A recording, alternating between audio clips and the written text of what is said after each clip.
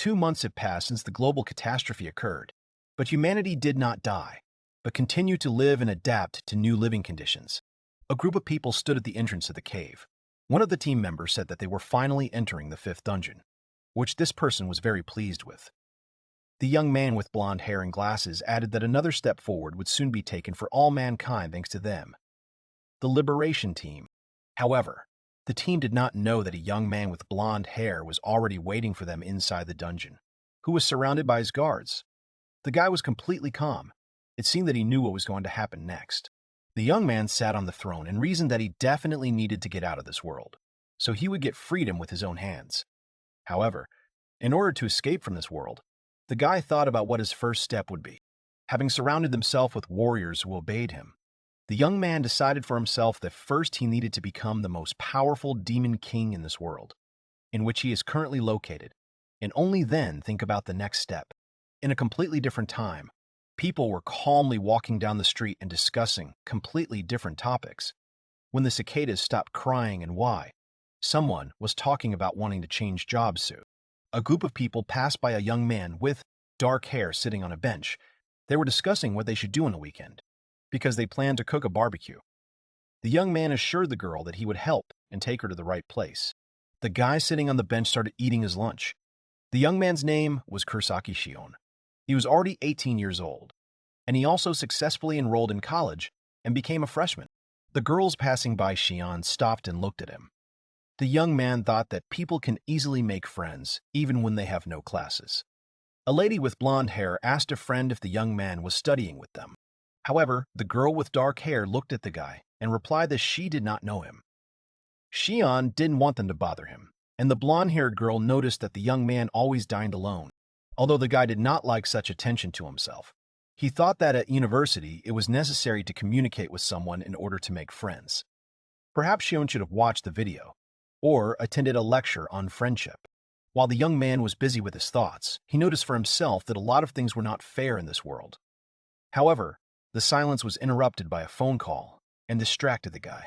At first, Shion did not realize that it was him who was being called, so he ignored the call and took a bottle of water to wash down the food. However, the melody did not stop. After a while, the young man still put his hand in his pocket and realized that the sounds were coming from his phone, although Shion was sure that he had it on silent mode. Taking out his phone, the guy turned off the call, but later he saw that a notification appeared on the screen that the young man had received a message, which surprised the guy very much. However, after a few seconds, notifications began to arrive to all students. There were people standing near Shion, so beeps were heard from all sides. 2 girls who recently passed by the young man also received a message. The girl with blonde hair was surprised that she and her friend received the same text, and began to ask the girl with dark hair what it meant. All the students were very surprised, because the sounds from all sides did not stop.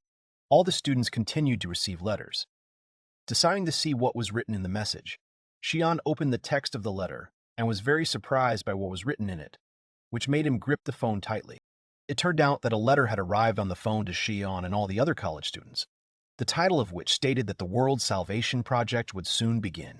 However, after the letters were read, the Worldwide Rescue Project had already begun. In order to save the world from tension, some of the people were destined to die. That is why all people should remain neutral and equal to each other from the moment they receive the letter. There was also a survey in the message, which had to be answered within 24 hours. After people answer all the questions, it will take about 3 hours from the moment the results are sent to confirm the answers.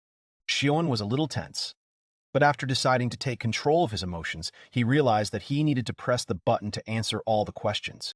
However, after a little reflection, the young man decided that this letter was just a joke or some kind of virus. Shion wondered if there was anyone in the world who really believed in something like this.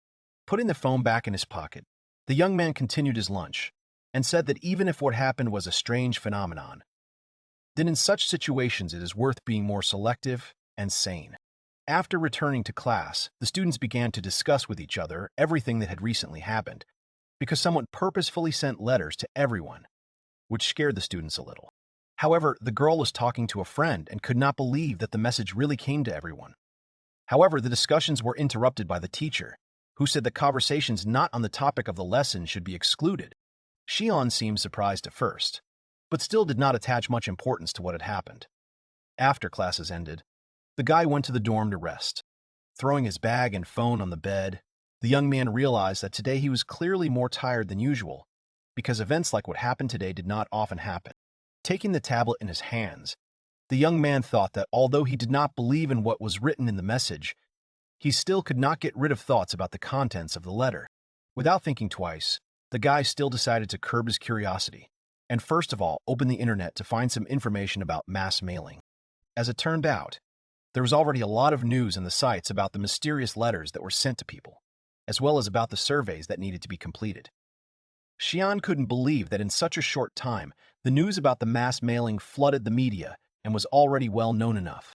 Due to the fact that the news became so popular, the young man realized that he should study this topic in more detail, because the information can be very useful. A lot of people began to put forward various hypotheses and theories about what kind of letters came to everyone, as well as why it happened and what everyone should do next. It seemed that soon there would just be chaos that would stroke everyone. Also, everyone was discussing some kind of law. The young man suggested that the law is one of the parties that can be chosen in the future.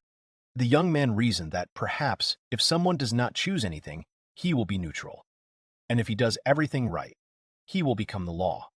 However, it was difficult to accurately understand all the details, as there was very little information on the internet. Later, Shion came to his senses and thought that he should not worry about it at all, because he believed that this topic did not concern him. Deciding not to delve into the topic of mass mailing anymore and forget about the survey, Shion thought that he should take a shower rather than think about what happened. Evening came. The young man took a shower as he wanted, after which he returned to his room and decided to turn on the TV to relax and listen to something. Turning on the first channel he came across, the young man came across news in which they talked about the same mass mailing list. The presenter said that the letters were sent to all countries of the world. It was also broadcast on TV that all people should take the survey left in the letter as soon as possible. However, Shion did not want to continue listening to the news and decided to change the channel, but stopped. All the students were wondering what would happen to the world next, so they turned on the TV and listened to the news. The presenter repeated that all citizens of the country need to listen to the information and do everything that is mentioned in the letter, because the World Rescue Project will soon be put into action. Shion also heard the news that the survey must be completed in order to determine the side to which the person will be assigned. The man talking about the mass mailing also said that if someone is not watching the broadcast on TV, then those who can, it is necessary to convey to all those who are unaware of the news. The young man opened the internet again and saw that there were even more sites about the new project in such a short period of time. Shion realized that the situation had taken a crazy turn. After the guy looked at the posts about the letter again, his phone began to ring. It turned out that a new message had come to him again, from the same address as earlier in the day. When Shion saw the next message, he became nervous, because previously he had not attached much importance to this news. But under the current situation, the letters could no longer be ignored. The other students were also considerably puzzled. The girls who studied with the boy lived in the next room. They were no less worried about the situation than the guy. After the girl with blonde hair received the letter, she looked at her friend's phone to read the text with her. The girl with dark hair read the text from the letter, which said that if the test was not passed, the person would be hacked, after which the device would also cease to function in any way. The girl with blonde hair became very worried and realized that it was bad. The friend also noted that they would still have to take the test in order not to expose themselves to possible danger. The girl with dark hair, seeing how her friend was going through, suggested that she take the survey together to worry less. Everyone who was in the college dorm began to carefully study the text of the message that came from the mail. There was not much text, so it was difficult to understand some details. However, Shion still doubted that the test was so necessary to pass. The young man only thought that whoever was sending him messages by mail, he should stop. They continued to broadcast on TV that all countries of the world are obliged to do what is written in the letter, because people who do not pass the test will become neutral and unexpected and bad events may happen to them. The young man did not want to believe in what was happening, because he still did not fully understand why the media began to actively disseminate information that was not completely verified and proven. There were many questions about what is meant by the chosen party, and what will happen if the person still remains neutral. Shion wanted more explanations and clarifications about the situation. Picking up the tablet again, the young man thought that in such situations, it would be good to have a friend with whom you can talk and decide with him which answer to choose so as not to make a mistake. After opening another website, a warning appeared on the screen of the gadget, which hurried the person to take the test attached to the letter. The guy with the dark hair was getting angry. Picking up the phone, the young man looked again at the letter to which the test was attached to find some information in the text, but there were no details in the message. Shion realized that there were no answers to the test or more detailed information, so he decided that nothing would change globally if he passed it. He also realized that he could only rely on his own eyes. Before the survey, there was a warning that you need to answer all the questions that appear below, and the creators of the test are not responsible for the user's lies, since the honesty of the person who passes it is checked in the survey. The warning also said that an application would be installed in the phone, which would contain instructions to follow. While the app was downloading, Sheen was trying to get used to the idea that everyone would pass this test. After everything loaded, the first question appeared. Is there anyone in the current world whom the user would like to protect? The young man lay down on the bed and wondered if he had such a person. However, neither his parents nor his sister were in the guy's thoughts. Shion reflected that he was just an ordinary student, so he wanted to protect himself first. Looking at the question again, Shion thought that he didn't even have a girlfriend he could want to protect, so he clicked on the negative answer. Then there were such questions as, is a person happy with his life? Does he love his world? Does he have a dream? Would he like to kill someone? And so on. There were about 1,000 questions in total. Sometime later, the young man was thanked for passing the survey, after which he was sent a letter saying that he had been assigned to the side of chaos. The letter also said that the young man would be sent to the Divine Gate. After reading the text, Shion was very surprised, but did not have time to really think about anything. After a few seconds, the young man did not understand how he began to fall asleep. Dropping the phone, Shion plunged into darkness. There was someone in some place who was watching everyone who was taking the test. Thanks to such a survey, at least half of humanity will die. But it will be very useful for planet Earth, because the climate and nature are changing for the better. To be able to erase lives with one swipe is the power possessed by the one who created such a test. The media will talk about chaos, but people will not listen, because they will feel that their business is much more important than the news. After the creation of a new world, there will be no danger in it anymore. The girl who decided to arrange something like this on planet Earth decided to give a small reward to some group of people. The girl looked very happy.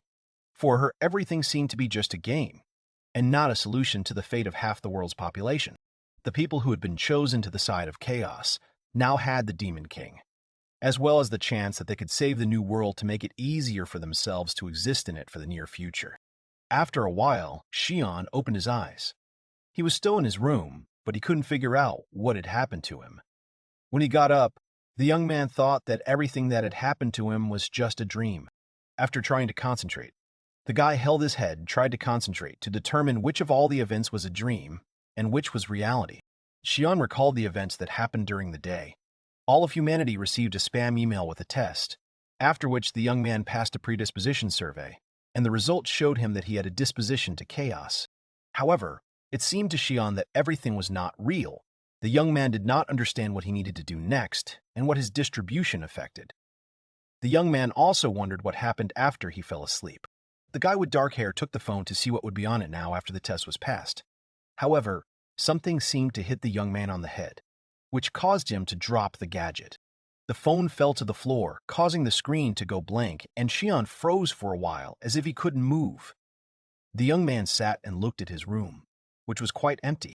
The guy thought about what he really only wanted to do. Shion wanted to take the phone, but he didn't know what he needed it for.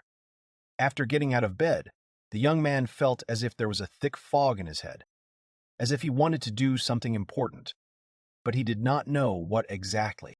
The young man was scared and tensed because he did not understand what was happening to him. Soon he realized that he did not know who he was at all. Straightening up, the guy with dark hair held the phone in his hand and tried to remember his name.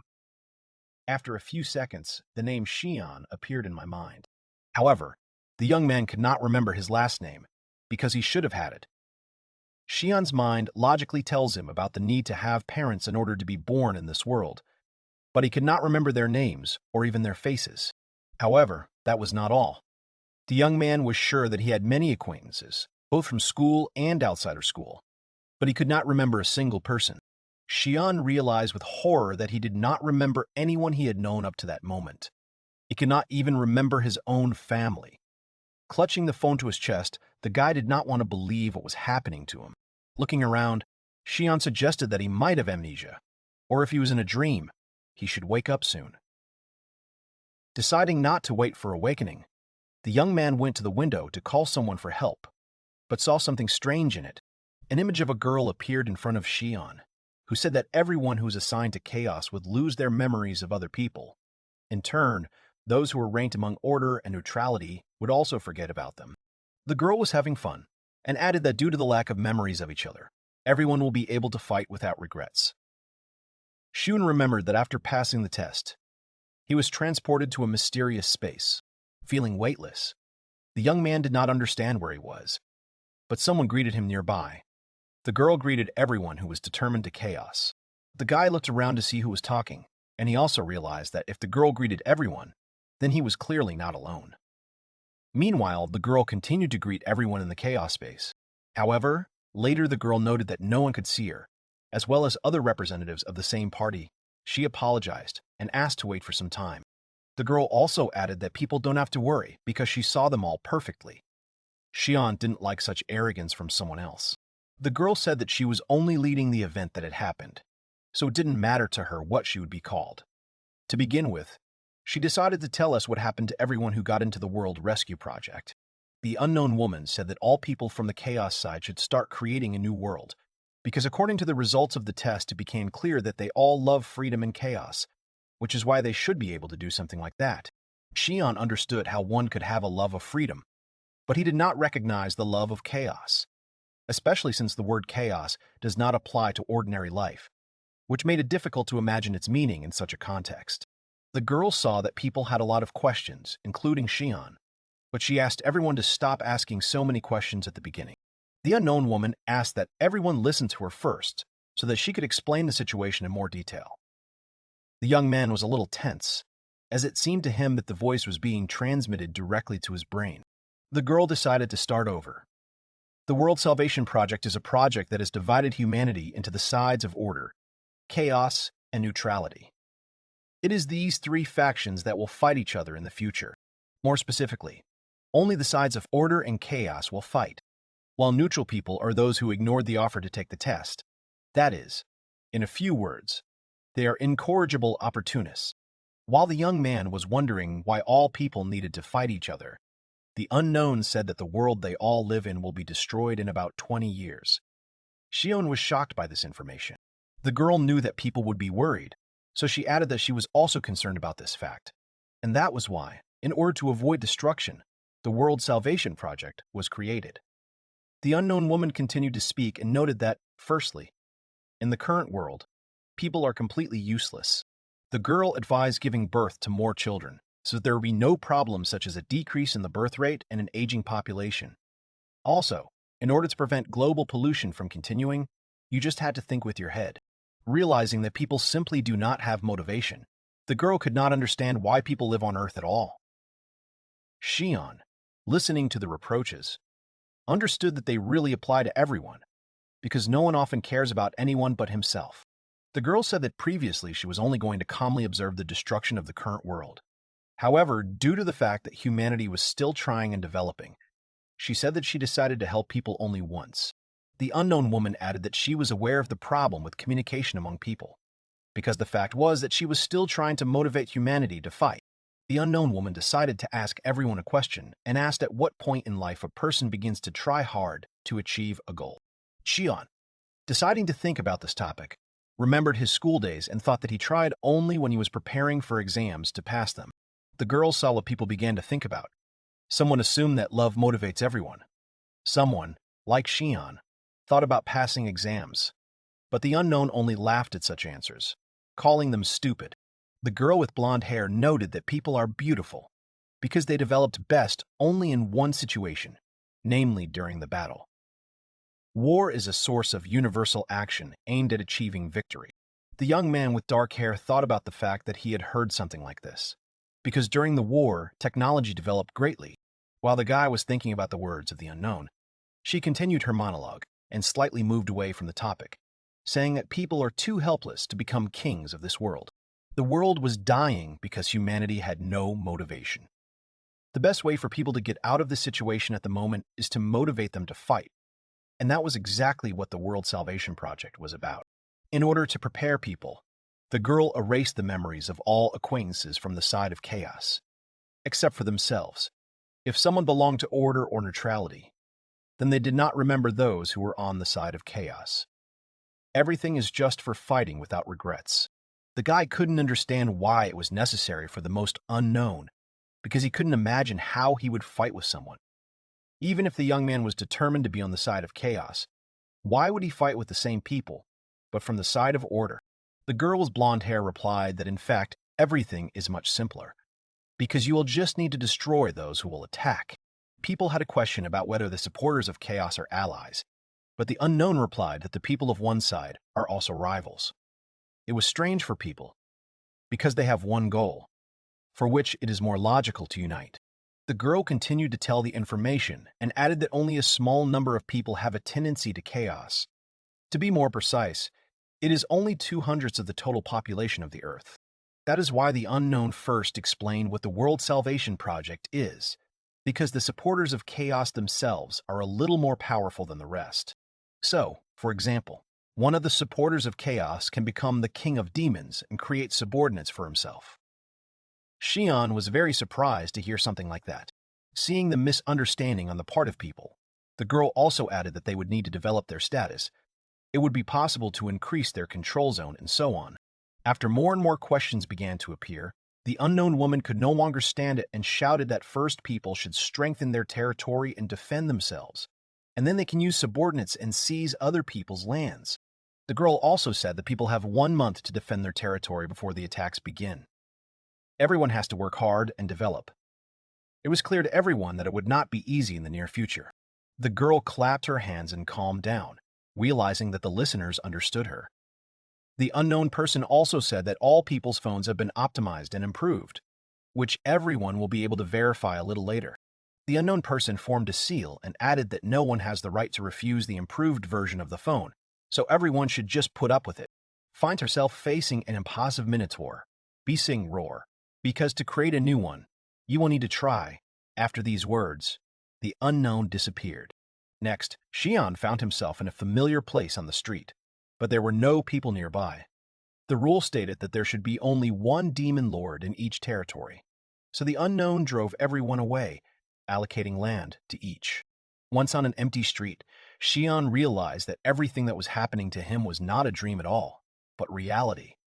To begin with, the guy had to figure out what to do next, but first, he wanted to go home. Returning to the room, the young man decided to see what happened to his phone after it was improved. There is one new application on the gadget. After logging into the app, Shion realized that it had a map of the new area. Perhaps it was divided so as to show the controlled areas. Having found a more local map, the young man found that he could even look at a map of his room, which indicated all the pieces of furniture. Finding a refrigerator on the map, the guy found it a little strange, so he decided to get closer to it to inspect it. However, the young man was distracted by a notification that came to his phone. It said that the user needed to check their current status first, so Shion decided that he would deal with the refrigerator later. Now Shion was the king of demons at the first level, and he also had special abilities, creating a domain, subordinates, and objects, as well as a veil of darkness. All the stats were low, as it was just the beginning. After seeing what his status looked like, the guy threw the phone up, thinking only that now it looks more like a game. He also realized that now his race had changed, and he was no longer human, because he had become the king of demons. Next, the application advised you to strengthen your abilities. Then you had to create your own domain and equip it to your liking and, finally, create subordinates to protect your domain. All that remained was to save the world by surviving fierce battles. Shion doubted that the app showed him everything, because it looked too easy to be true. Seeing the special button in the menu section on the screen, the young man clicked on it, after which a description of the special service appeared. It was that it could answer any question. so the guy decided not to use it yet. However, Shion's plans were disrupted because after the young man read the description of the special service, the button that returns the user to the main menu disappeared. Due to the fact that there was no other choice, the young man began to think about what he could ask the application. Remembering the girl explaining the new rules of life, Shion thought about asking a question about the World Salvation Project. The guy also thought about asking the application for his last name or something about his past. However, due to the fact that one question could not be identified, the young man did not want to spend it just like that. So he decided to look for a way to get out of the special service section. Shinon decided that he needed to collect all the information he currently owns. He became the Demon King, so he had to create subordinates for himself and create a domain. Further, the tasks of the young man included defeating supporters of law and order who would attack him, as well as defending against other supporters of chaos. Shion had read that the key factor for expanding his domain was gender, but the guy didn't know what that meant. The application said that only members of the clan could take over the territory, so Shion needed to deal with the new information. Also, after thinking a little, the young man wondered if the Demon Kings or their subordinates could leave their domain. This is exactly the question Shion asked in the app. As it turned out, it was quite possible to leave under certain circumstances. When the Demon King raises his level, subordinates can also leave the domain under certain conditions. After the guy got an answer to one question, he realized that he had become a little better at understanding the new reality. And he also understood that he needed to learn more about the certain conditions mentioned in the answer. After Shion asked a question, he was awarded 10 experience points for being interested in the topic. The young man smiled slightly and was slightly pleased, as he understood how the application works, and was also pleased that he had already been credited with some experience points. Shion decided to study the issue of experience points in more detail. There were 5 characteristics in total: body, mana, knowledge, creation, and alchemy. Everywhere the young man had the rank of E, points could be distributed among 5 indicators. Usually the value of the indicators increased from rank E to rank D. Initially, the number of experience points was 10, but after the bonus for the question, it became 20. Shion was a little pleased about this.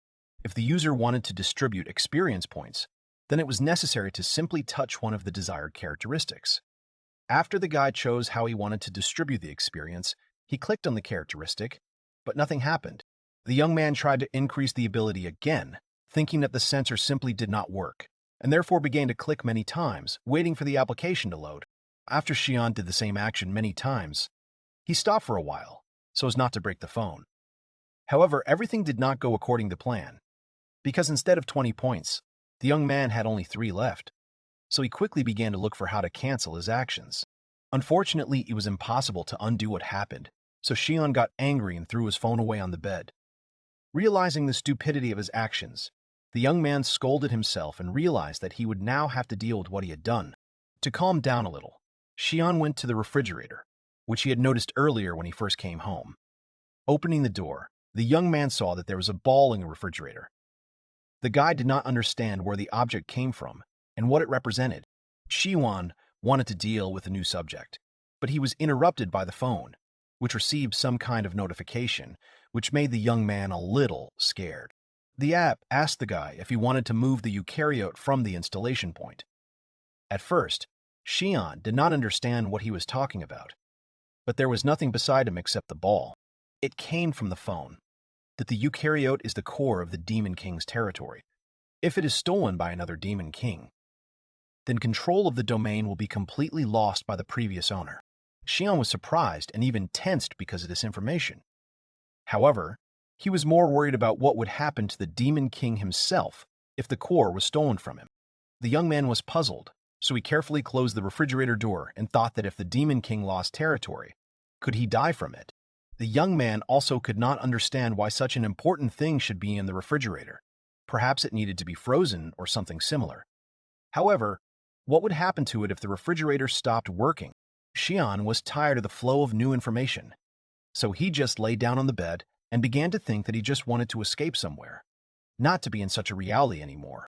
In his heart, the young man understood that over time there would only be more problems, because it was only the beginning of a new life. However, according to the girl with blonde hair, there was only 1 month to prepare. The young man wanted to figure out where his experience points had gone, Perhaps he was mistaken when he thought that he had 20 points. Recalling his actions, Shion remembered that he had been pumping the alchemy skill. However, everything was fine with the phone, so it was worth assuming that all his touches on the screen worked. Remembering how many times the guy touched the alchemy skill, he realized that the first 2 touches raised the rank from E to D. Next, it took 5 points to raise the value from rank D to C. After that, if you subtract the 3 remaining points, then it took as many as 10 points to raise the rank from C to B. Promotion from C to B rank was very expensive, so if the young man had known this feature from the very beginning, he would have been more careful and careful. Shion's original idea was to distribute experience points between alchemy and creation skills, because the first characteristic affects the creation of items, and the second one affects the creation of a domain and wards. The young man decided so after he found out the answer to his first question, because he realized that the Demon King, that is, himself, could not just leave his domain, but the question remained how to become stronger on his own land, because strength is needed to survive. It would be possible to practice alone, but 1 month is clearly not enough for the result. There is only one thing left: to raise your own level. A new concept of levels appeared in the New World, but in order to raise it faster, it was necessary to defeat the enemy. The enemies were, first of all, those people who belonged to the side of order. Although there were no allies for chaos as a whole, due to the reflections, Shion began to have new questions of interest to him, so he even thought about making a whole list. Logically speaking, people from the side of the order should also have their own level. In other words, it was necessary to defeat your enemies before they raised their level. That's how you could earn more points. It was also said in the application that experience is awarded to the Demon King with any victory. As it turned out, even if the king's subordinates win, the experience will be awarded to him equally. However, what concerned people from the side of neutrality, so far, remained a mystery. There were 2 ways of defeating people from the side of order. The first was that the one who starts the attack wins. After a month, the people of order will find out the true state of affairs, while the people of the chaos side will already start attacking them. The second way is to defeat the enemy only when someone invades the territory of someone else's domain. Shion also reflected that after he became the Demon King, he lost the meaning of feelings such as love, kindness, gratitude, and so on. The first way of fighting is more likely to lead the Demon King to victory, because if you attack on the first day, then the people of order will be too weak to fight back. The young man also remembered the words of the project organizer, that the people of chaos needed to strengthen the territory and defend themselves, after which it was worth seizing other people's domains, controlled by other demon kings. It was also necessary to use a genus that is located on the territory of the domain. In other words, perhaps the eukaryote cannot simply be taken away from another.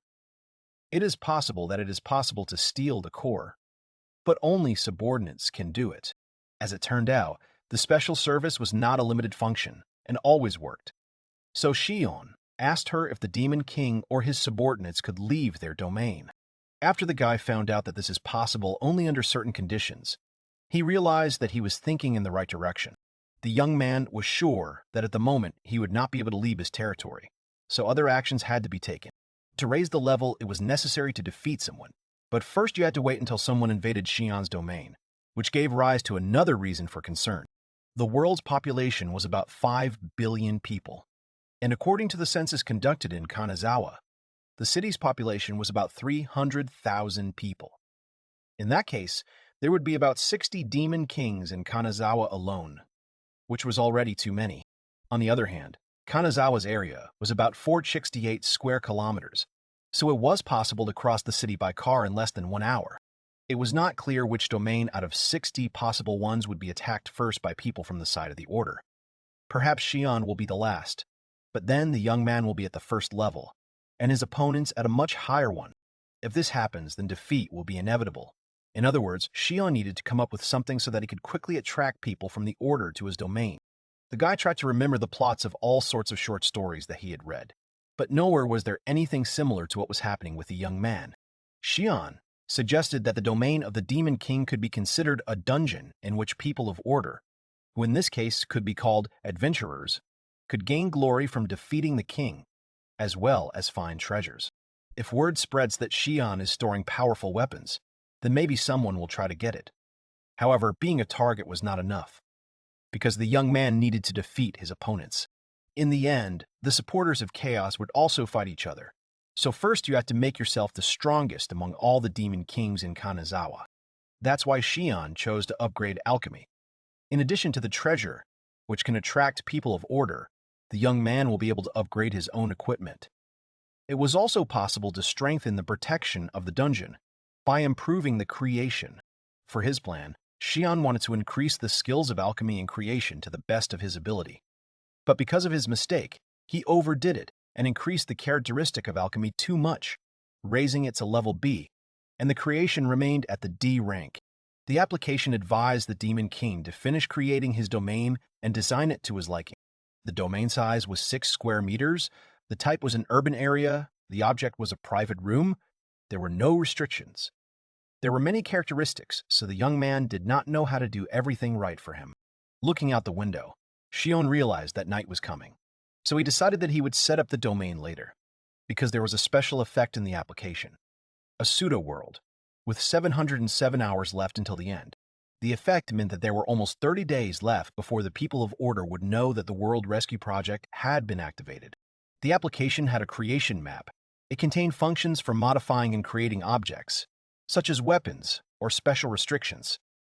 It was also possible to change the environment and domain objects. However, experience points of a different kind were needed for the change. Chaos points are needed to buy various modifications, and after spending them, they slowly recover. Also in the application, there was a special offer for the area for beginners who could not decide on a choice. The special offer was worth 100 chaos points, and after the choice it would be impossible to refuse. So the application advised to think carefully before pressing the button.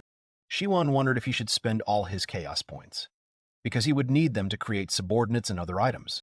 However, due to the fact that chaos points are restored over time, the young man did not think long and pressed the purchase button. Because if he hesitated, then time would be wasted. After Shion clicked on the special offer, he immediately felt that the situation around him began to change. Shion's former room changed its appearance. Furniture and all things disappeared, after which stone walls began to appear around. The young man chose the dungeon set and looked around, after which he was convinced that his room had now become completely different. Everything that was in the original territory is gone. However, there was a refrigerator in the cave. The young man wondered how it worked if the electricity had clearly stopped functioning in the cave. The guy opened the door and saw the core, after which he was convinced that it really needed to be frozen. Sitting down near the refrigerator, the young man decided to check his domain in the application. The domain map has changed, and 5 chests and 2 recreation areas have also appeared. Weapons such as arrows, boulders, traps, and an alarm were installed in the cave. However, each trap used up points to activate. This meant that Shion could set traps within his points on his own when they accumulated.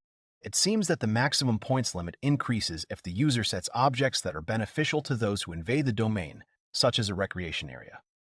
Such zones were forbidden to the people of Chaos. At first, the young man had 10 experience points, but because of the recreation areas, their number may increase to 100. Chests also restored points, but each gave only 1 unit of experience. Shion thought that if he created many recreation areas, he could trap the entire dungeon. However, this idea can be implemented only after the experience has accumulated.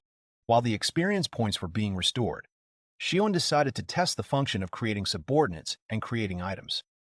However, after 2 hours had passed, the young man was very tired of the amount of new information. The number of options in the item creation category is much higher than in the subordinate category, as the guy has significantly improved the skill of alchemy, but high-level weapons were too expensive. Shounen realized that there was no point in his high rank in alchemy because he simply did not have enough points to buy something worthwhile. The young man had 20 points. For every hour he restored 10 units after the time of the pseudo-world expired. The guy would have about 7,000 points. The difficulty was also that Shion didn't even have any paper or pen to write down important information, so he had to keep everything in his head. All that the young man had at the moment was a refrigerator, which contained the core and a phone. Deciding to check the functionality of the smartphone, the guy found something resembling notes where he could type.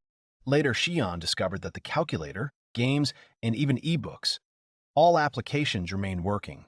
although the phone was modified. The young man also noticed that the internet was even working on the phone. Deciding to take advantage of his free time, the guy wanted to see what was happening in his country. When he opened the news on one site, he realized that everyone was talking only about the abnormal situation in the country. People ranked among the order were panicking and did not even guess what the future held for them. Suddenly, impassable zones appeared all over the world. People who lived in them before were forced to leave their homes, leaving only their phone with them. Currently, the government was organizing protection for those who were left homeless. The girl with dark hair, whose name was Rina, was called by her friend Saori. The girls were glad that they could meet. The girl with blonde hair was a little scared, but she was glad when she was able to find her friend, because together they would not be so scared in the current situation. An impassable zone is an area that cannot be accessed in any way. These zones occupy most of the major cities of each country, but at this rate, humanity will soon be destroyed due to cataclysms. Due to the fact that the approximate area of each domain is 6 square kilometers, and there are 60 demon kings, then, given the size of Kanazawa, the entire population will have to live in a very small area. When people find out the truth about the Worldwide Rescue Project, they will begin to desperately attack the Demon Kings. However, these were only their problems. Shion's experience points were recovering, so he decided to think again about what to do next. Imagining himself as if he was in a game, Shion recalled what the unknown had told the people of Chaos. First of all, a domain is a territory that was granted to every Demon King. The eukaryote is the core of the domain. The domain area was 6 square kilometers, and the population of the place, not counting the owner himself, was 0. The domain could be freely customized using points that regenerate over time. Also, similar glasses were needed in order to create subordinates and various items. Working effectively with experience points, given their recovery, is the first step towards becoming the strongest Demon King. A type modification is a change in the domain environment. Mountainous landscape, pristine coasts, ruins, and so on. The young man chose a dungeon where protection was increased. By creating objects, it was possible to make rooms, chests, and recreation areas. However, to install some objects, both experience points and points that could be restored in the dungeon were needed. The creation of weapons is the crafting of arrows, pits, various weapons. In other words, traps that prevented those who invaded someone else's domain. The creation of special restrictions is the restrictions imposed on the invaders. For example, Shion's territory could limit 12 people at a time, but it required a lot of points. After explaining, an imaginary girl with blonde hair said goodbye to the young man and wished him good luck in further actions. On one of the days of the 21st century, a message came to the phone of every person in the world, saying that in order to distribute in connection with the beginning of the World Salvation Project, you need to take a survey. It all sounded strange, and even funny. It was not clear what the point was in taking some kind of strange test. That's what Rina thought. When the girl opened her eyes, she was outside, not in her dorm room. She, like many other people, seemed to lose consciousness, and then saw how the world had changed. Mountains and forests appeared nearby, as well as a huge monolith and a mysterious building. As a result, all such strange and new places became impassable zones where no one could get to. Although news freedom was updated daily, and people who found themselves on the street were provided with temporary housing, the reality was getting harsher by the minute. It was not yet known why, but impassable zones mostly arose in densely populated areas. There were 60 such zones in Kanazawa, where Rina lived. 77% of the territory was occupied by impassable zones, mostly urban areas. Two friends decided to take a little walk. Saori asked if Rina's family was okay, because they lived in the village, so they were probably worried about their daughter. The girl with the dark hair replied that they were really worried about her. Saori said that the housing issue was at least resolved quickly, because Rina lived in a room away from the hostel. After a friend asked where the girl with blonde hair would live, she replied that her friend had allowed her to live in it. Classes were canceled due to the current situation, but it was still possible to enter the college campus. The girls were glad that now they would not have exams. Saori also added that the night parties in the pool will begin tomorrow, and invited Rina to go together. Rina was a little surprised at how calm and at ease her friend was behaving. Saori said that if they can't change anything, then there's no need to worry. A friend was surprised by the girl's optimism. The girl with the dark hair noticed for herself that Saori had changed slightly. While the friends were talking, they were approached by several guys who wanted to go to a party with them. The girls were a little scared because they did not expect that someone was standing behind them. Such a reaction fluffed up the boys. The guys said that if they also ended up on the street like them, then the girls should be closer so as not to be afraid. It seemed to Rina that the young men were too intrusive. Saori also didn't like the way the guys behaved, because they took her phone away from her and started looking at information about the upcoming party on it. One of the guys put his hand on Saori's waist and asked her which swimsuit she would choose, and without waiting for an answer, the young man said that he loved bikinis. Rina saw that her friend was uncomfortable, and also that the guys were behaving terribly. The girl with dark hair rebuffed the strangers. Rina was not afraid and took a stick to protect herself and her friend. A young man with blonde hair fell from the impact. Everyone, including Saori, was surprised by the girl's behavior and urged her to stop. The girl looked very serious. She demanded that the guys stop climbing up to them. The boys were scared and decided to leave. Saori was glad that her friend defended her and said that Rina was very cool, because she was also a kendo champion who took second place in Japan. Rina was a little embarrassed and asked Saori to stop admiring her so much. The blonde-haired girl also made sure that when she was with Rina, she was completely safe. Rina said that Saori should be more careful not to get into unpleasant situations. The friend agreed, but their conversation was interrupted by a message that came to the phone of a girl with blonde hair. It turned out that Saori was answered by the guys she had written to earlier. Rina added that the main thing is to be safe. However, the friend was already carried away by the message, which contained information about the barbecue party. Saori asked again if Rina wanted to go with her, but her friend again refused. Many people began to evacuate to the countryside where there are almost no impassable zones, but the issue of land shortage has not been resolved.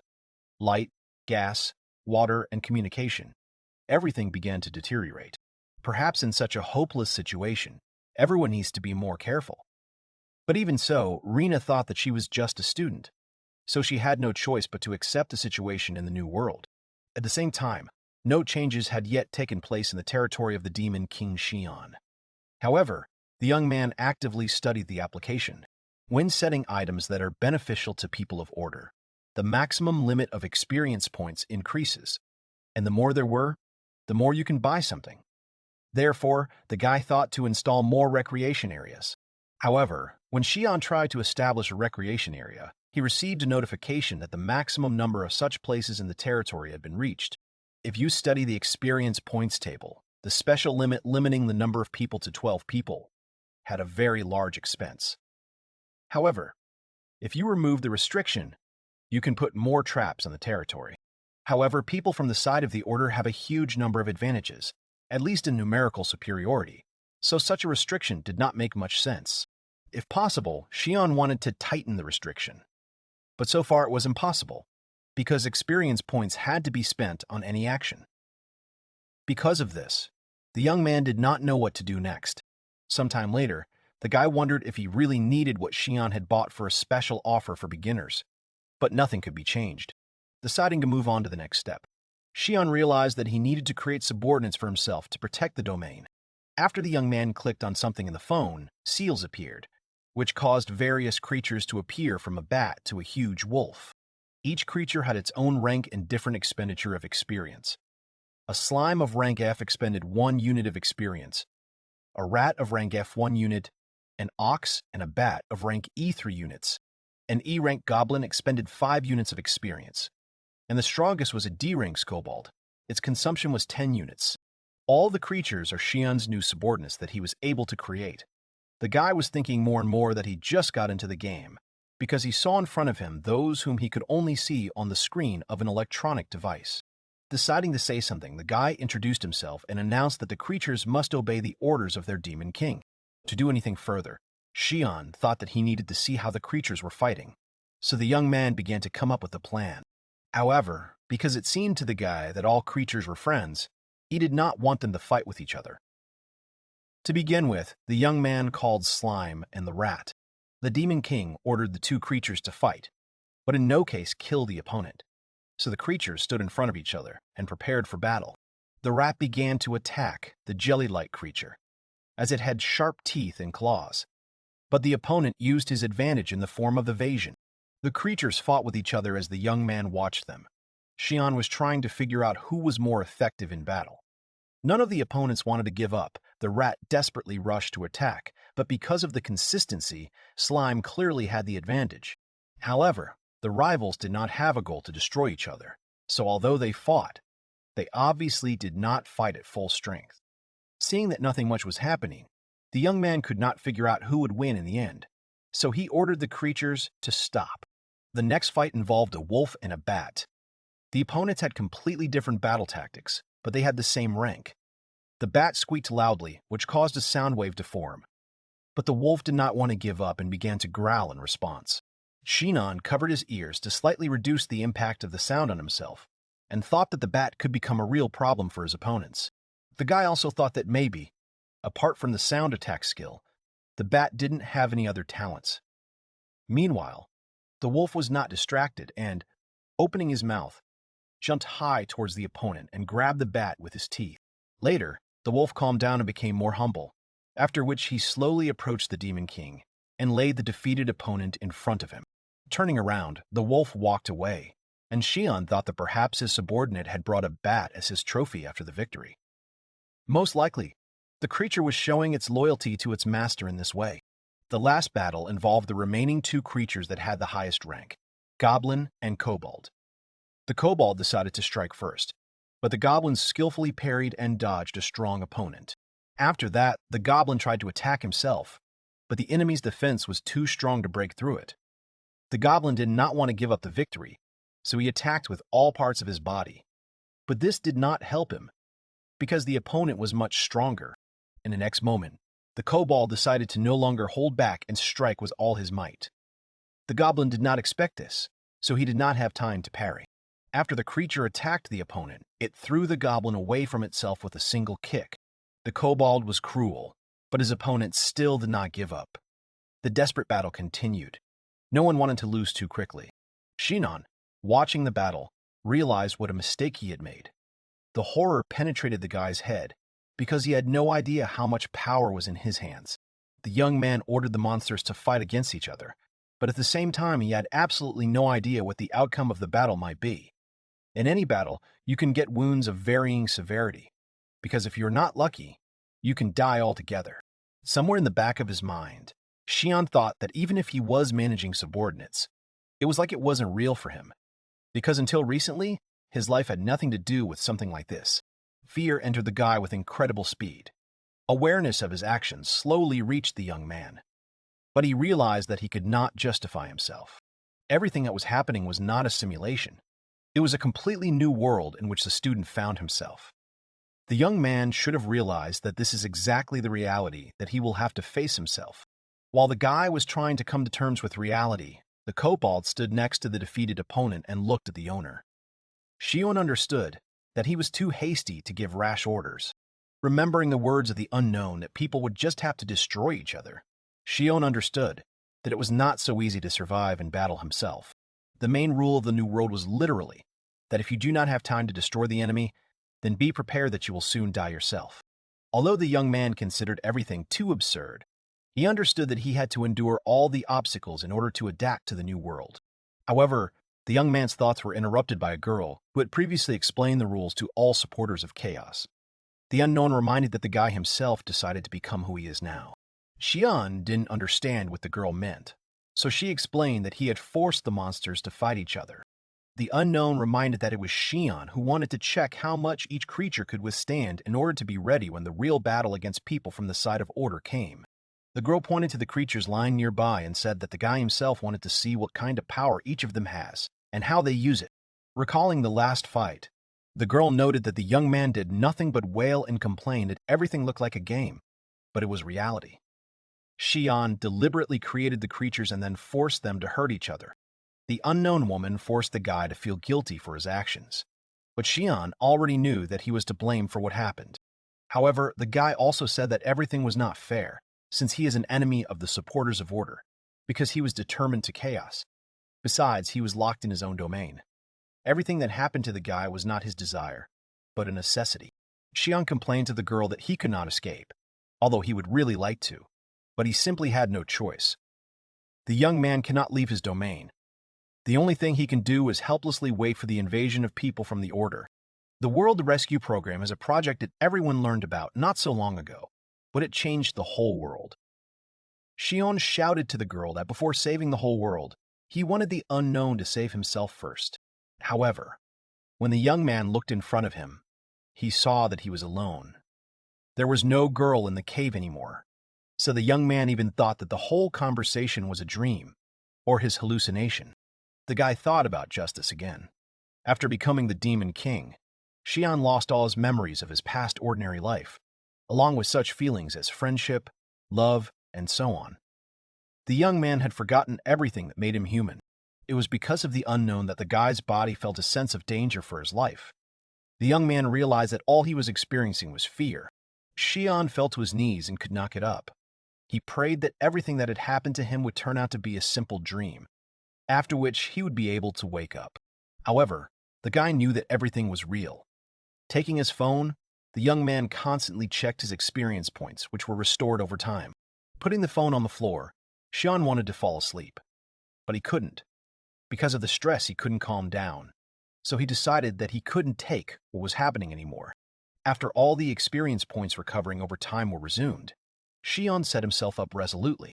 The young man became the king of demons, which means that all people were enemies to him. He realized that he didn't need to do anything because sooner or later they would come to his domain anyway to fight.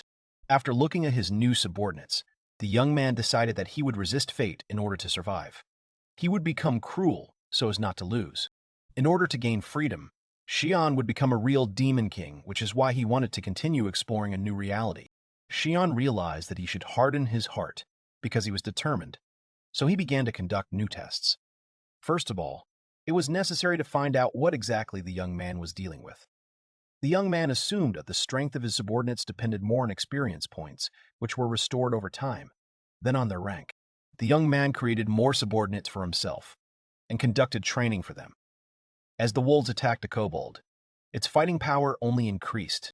Shinon also created various weapons and gave his subordinates the right to choose, because if the monsters are well equipped, then it will be possible to come up with more strategy options. For a goblin, the best choice was an axe and a bow, and the kobold seemed to be adept with a sword and spear. A kobold equipped with a sword and shield significantly increased the security of the Demon King's domain. However, if you ignore the experience points that accumulate only over time, then the goblins will be the strongest subordinates, with whom there is definitely a great chance of victory. If you think about defense based on the available strength, for example, it is better to create one kobold than 10 smileys. If the defenses were strengthened with a few kobolds, it would be easy to repel the attack of unsuspecting people from the side of the Order. But it was difficult to say how many times such a strategy would work. If fully equipped kobolds fight back against the invaders, then it will be bad for Shion, because low-level people from the side of the Order will attack the domains that they can. The young man imagined how a group of his rivals argued that it was better for no one to go to strong domains because there was no chance of winning.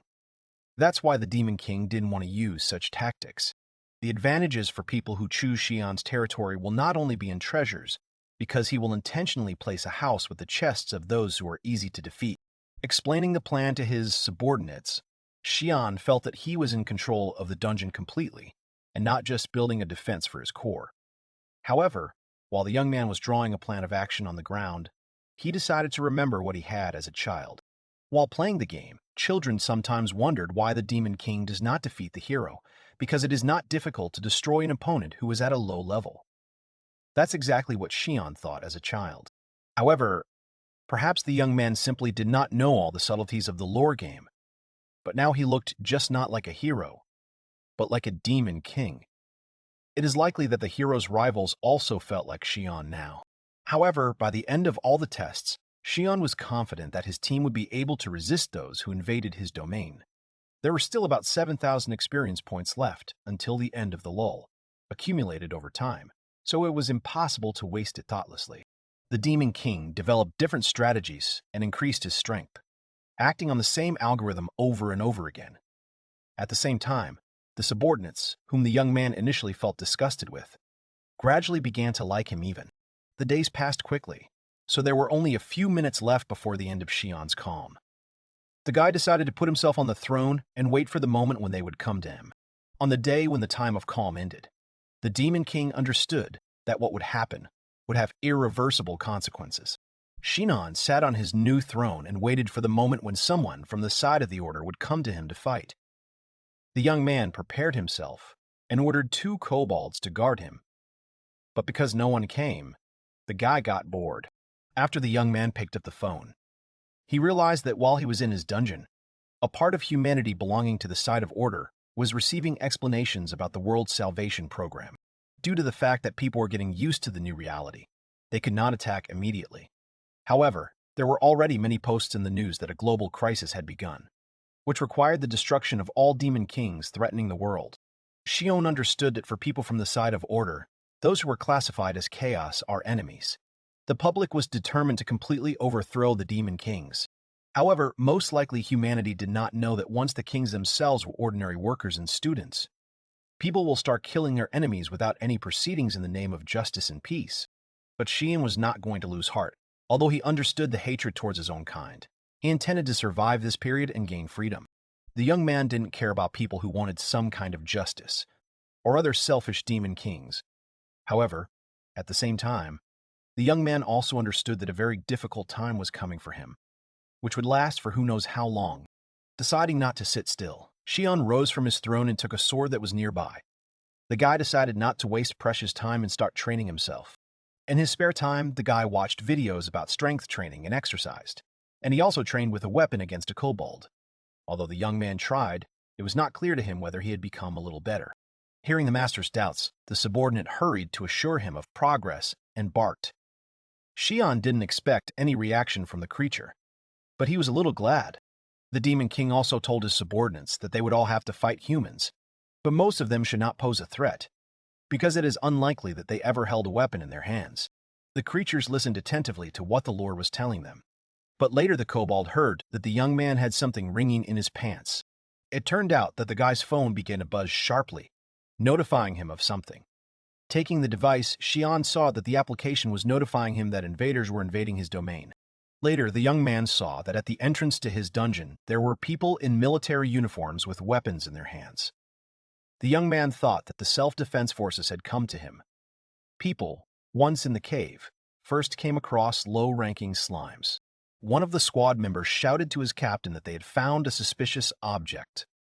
The man ordered his fighters to attack the monsters when ready. The Demon King, watching the action, clearly did not expect this. After opening fire on the creatures, the squad promptly destroyed those monsters that Shion had specifically left at the entrance. The young man again imagined that he was talking to an unknown girl and decided to repeat his plan of defense against the invaders. Slime and rats were located near the entrance to the controlled territory, which were bait. Because of such light enemies, opponents will think that the dungeon is easy to pass. Also, the further people go, the more chests they will find. But at the same time, the monsters will become stronger. Also, with the increase in the strength of the monsters, their equipment also became better. The surviving invaders will spread rumors that there are weak monsters and generous rewards in Shion's dungeon. However, if someone reaches the end, then 2 kobolds in silver armor and the Demon King himself will be waiting for them, who in fact looked much weaker than his defenders. An imaginary girl asked what the guy would do if he lost. However, as it turned out, the young man did not even think about such an outcome, so he was immediately upset as soon as he heard that something might not go according to plan. The detachment of trained military continued to go deep into the dungeon to find their enemy in it. However, all the monsters that humans have encountered have so far been quite helpless against firearms. The men thought they could quickly deal with the strange creatures, but they did not expect that there would be so many of them. It seemed like there was slime everywhere. However, the slimes were not the only monsters. After a while, they were joined by rats. The group was confused. The men were afraid of the strange creatures that were approaching them. The rats quickly reached their goal and jumped on people to start gnawing them. Monsters were able to attack enemies, but people did not know what to do. The military could no longer withstand the pressure from the monsters, so the squad leader ordered everyone to run away as soon as possible. Watching what was happening in the dungeon, Shion did not expect that people from the side of the order would give up so quickly and run away. The Demon King didn't have much hope for slime and rats. But he was wrong. The first battle ended in an unconditional victory. No one even got to the chests, so Shion thought that he needed to reduce the difficulty level. The events that took place in Shion's dungeon were also broadcast on the internet. Someone wrote in the comments that firearms did not work against monsters. A large-scale invasion of the territory of the Demon Kings has begun. 3 days had passed since the first invasion of the Shion domain. The subordinates did not know what to do, and the young man was following the news. 12 fighters were promoted after they passed a dungeon in Hokkaido, where they distributed weapons from dungeons that were captured by volunteer students. There was also information that some monsters were easy to defeat. The young man expected something like this, because people just began to adapt to the new conditions of their lives. There was more and more information about the dungeons on the internet. Due to the fact that many users shared some information, Shion thought that he also wanted to write something. However, after some time, the young man was very annoyed, because he saw something that he did not like at all. A girl and a guy from the Order side came to Shion's dungeon together. They were clearly close, and the Demon King was most likely just jealous of them. A young man with blonde hair named Yuya promised his companion that he would protect her. The girl was happy that the guy took care of her, after which the couple decided to stick together. Shinon didn't like that things weren't going the way he thought. Ordinary teenagers who were not even 20 years old came to the Demon King's dungeon. Some of the guys might even still be in school. Another girl with dark hair asked her team if they should wait for the adults. One of the guys said they'd better start acting on their own. Another young man noted that they would be able to cope with everything quickly. Information had already appeared on the internet that there were only rats and slimes in Shion's dungeon, so the team was confident that they would quickly find the eukaryotes and leave. The Demon King was slightly angry. It turned out that one of the Demon Kings, who knows nothing about computers, shared information on the network that gave the supporters of chaos an advantage. However, thanks to the information released, Shion learned that eukaryotes do not need to be frozen, as well as that Demon Kings can do without sleep, rest, and any food. As the team of law enforcement officers moved forward, they encountered more and more slimes. Once upon a time, one of the squad members was scared. A young man with blonde hair gave advice on how to attack. Having gathered together, the guys began to attack the slimes in order to defeat them faster. Over time, the team really coped. After finishing off the low-level creatures, the people of the Order side were glad that they had won. Also, 2 young men from the team saw that there was a chest nearby, which, as it seemed to everyone at first glance, was not guarded by anyone. Later, the team discovered that goblins were standing around the chest, equipped with armor, as well as monsters were armed.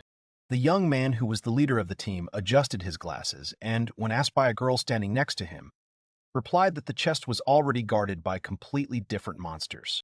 One of the guys was not afraid that they would now have to fight against a stronger opponent.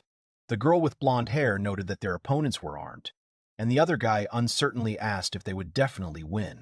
However, the team leader tried to cheer the guys up and told them that they had already come far, so they couldn't just drop everything and leave. The young man with glasses assured his squad that they could win.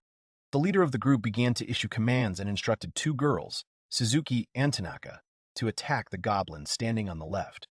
The boy and the girl, whose names were Taguchi and Sayama, were instructed by the guy to attack immediately after the first 2 girls used their magic attacks. Next came the turn of 2 more guys, Yui and Fuji, who were ordered by the leader to take on 1 monster each, who stood in the center and on the right. Last of all, the young man with glasses turned to a girl named Kaima. She was supposed to treat the victims. The squad leader himself was going to help all the couples. Suzuki and Tanaka, as ordered by the leader, prepared to use their abilities and launch the first attack. Both girls aimed at the goblin standing to the left of the chest and activated fireballs, after which they delivered a long-range strike. The plan came into action. The first couple of people completed their task and successfully hit the monster. Taguchi and Sayama were to attack next. The girl and the guy were wearing homemade suits that served as armor, which allowed them to make a close-range attack. The remaining 2 goblins did not wait for people to attack them and ran to attack, so Yui and Fuji also prepared to defend themselves. The second pair ran past 2 opponents to make sure to neutralize the third, while Yui and Fuji defended Kayama. However, as soon as the second pair reached their goal, they heard someone scream, which is why they did not have time to strike at the lying creature. As it turned out, Yui and Fuji were not the target of the 2 surviving goblins. The monsters attacked the 2 girls who attacked the goblins at the very beginning. After the leader of the group saw Suzuki and Tanaka being attacked, he turned to the two guys and asked them why they didn't help them. However, the young men could not do anything with themselves. They apologized for their inaction, but their legs were shaking so much from fear that they literally could not move. Shion, watching the team that invaded his dungeon, understood that the guys had no chance of winning. Unlike slimes, which could be known in advance and which could be easily defeated, goblins were armed, so it was more difficult to fight them, and it was also understandable why the youth were so scared. Unfortunately, goblins attack those who look weaker or at least the same as themselves. Because of this, Shion thought that he might try to fix it somehow.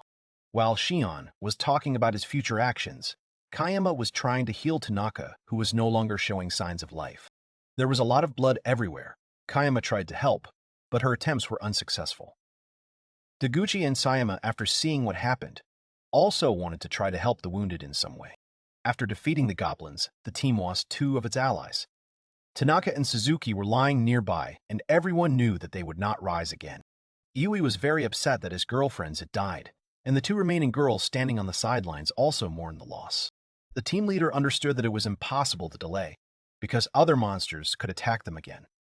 Before leaving, the young man with glasses decided that it was necessary to open the chest for which they had given 2 lives. Upon opening the chest, the team found that it contained a sword with a black hilt and scabbard. The guys didn't think they could find a new weapon.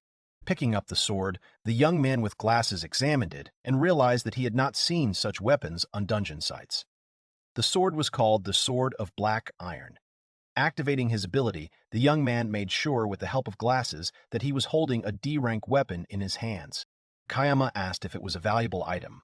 The leader of the group replied that the weapon was really outstanding, because only those swords that were of the maximum E rank were shown on the internet. The guy also replied that this sword was the strongest he had ever seen. After hearing such reviews about the reward from the chest through the phone, Shinon thought that he had overdone it a little. However, even so, it turned out to be a good advertising trick, because if the guys spread information about the found sword on the internet, then more people will come. But Shion underestimated the tenacity of the team, because one of the guys offered to continue the journey, even though they had lost allies. The Demon King couldn't believe that the party wanted to move on, because that way they could get to him. The girl with dark hair noted that then there would be more wounded, and the leader agreed with her, because it was dangerous to take risks. But Taguchi insisted on his own, hoping that the sword would help them win. The black iron sword turned out to be much stronger than expected. The higher-ranked team defeated wolves and bats easily, so the squad had already reached the middle of the dungeon. The young man with glasses was glad because he saw how his team was rapidly overcoming obstacles. He even dreamed that today they would reach the king himself. Shinon didn't like the current situation, so he decided to get rid of the most important warrior of the team, who used a new sword. The Demon King gave a new order to the goblin to stop his rivals, who were already approaching him. At this time, the team entered the tunnel, where they were already ambushed by archers, whom they did not notice because of the stones. When the bats saw a group of people, they began to make sounds to signal the goblin to attack. Realizing that they were being attacked again, the guys began to panic and run in different directions. Taguchi tried to calm his friends down and said that he would deal with everything himself. However, the plans of the young man were not destined to come true, because an arrow suddenly flew into him, piercing his homemade armor. The guy with the dark hair did not understand what happened to him at first, but he began to gradually lose his strength. Because of this, he dropped the precious sword. Sayama, standing nearby, did not know how to help her friend. Shion deliberately used a special arrow, because it was the only A-grade item he could make. After such an item became available, the Demon King raised his smelting skill to rank B, but the arrow was quite expensive, because it consumed 100 experience points. Also, goblins attacking humans were dishonest, as they were lower in level than the weapons they used. The team abandoned Sayama and Deguchi and ran away. The girl tried to stop her companions, but they did not listen to her. The young man tried to gather all his remaining strength and turned to his friend. Deguchi knew that he couldn't protect anyone anymore, so he asked the girl to run faster too, before she was killed. Sayama did not want to leave her wounded comrade because she believed that he could still be helped. But Deguchi insisted on his own and asked the girl to take the sword with her. The young man understood that the girl was also strong, but he did not want her to risk herself for him. Sayama started crying, but resigned herself and took the sword from Deguchi. The girl escaped from the dungeon, as her dead friend told her, and Shion watched what was happening on his territory. As a result, the group of students decreased due to the death of 3 team members. All the survivors have left Shion's dungeon. After the incident, the Demon King's territory was visited 3 more times, but all 3 teams only killed a few slugs at the entrance and left. Therefore, Shion decided to check if his advertising plan had worked. Although everything did not turn out exactly as it should have, the team took away the strongest weapon from Shion's dungeon, which Yui shared on his social networks. The young man had an account in one application, where he hurried to brag and posted a post about how his team received a D-rank weapon. And the guy also mentioned that he had raised his level by 2. Also, because of the interview given by Sayama, who was holding the same black iron sword, the post quickly spread online. The girl said that the deceased young man asked her to take him for herself. However, Sayama's friend could not come to terms with what had happened. She was very worried that they just all ran away, leaving Deguchi alone in the dungeon. Sayama understood the pain Kama was feeling, but the girl with dark hair could already hold back her sadness so as not to cry. At the same time, Shion was still receiving notifications from the alarm system. On the territory of Kanazawa, among the residential areas, there is one of the dungeons surrounded by huge stone cliffs. Each dungeon territory represents the domain of one of the Demon Kings. In a radically changed world, the only way to survive is to become stronger. People are forced to constantly improve, so all over the country people flock to places of earnings to raise the level. The government decided to control the entrances to the places of earnings in order to ease the local chaos. To enter the place of earnings, you will need to inform the level in advance, and after exiting, you will be required to report the loot received.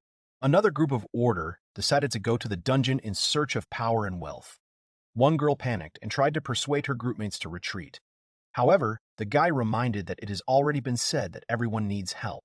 The girl continued to insist that it was not necessary to fight, risking her life. She said that others could do it instead. The words resonated with one of the guys, and he, leaving the place, offered to try it next time. Unexpectedly, iron bars were raised behind the backs of the young adventurers, opening the way for the monsters of the dungeon. This was a shocking event for people, which began to be sharply covered in all the media. A whole pack of wolves and rats ran out of the dungeon doors. The young guys immediately rushed away. The monsters that suddenly appeared scared the group so much that all the participants began to scream and run for their lives without looking back. On the territory of the Shion dungeon at this time, the hero calmly looked through all the news reports, while his subordinates rested after another battle and put their weapons in order. The recent incident with the monsters who got out of the dungeon was covered in all the media. The main character informed all his subordinates that monsters began to appear from some untouchable areas. Upon learning this news, Shion was very happy. While reading the article, he stated that everything is happening faster than expected. The hero noticed that they were good for a place of earnings. Due to this, the number of applicants has increased.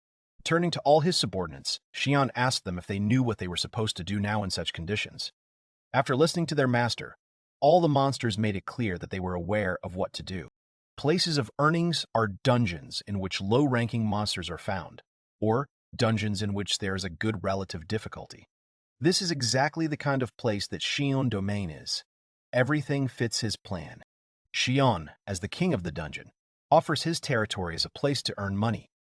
Meanwhile, in the shadows, he was manipulating information in order to protect his place, using social networks for this purpose. While dealing with such cases, he resorted to various methods so that no one could delay anything suspicious. Shion changed his ID, masked his IP address. Thus, he pretended to be orderly and answered influential debts and boards.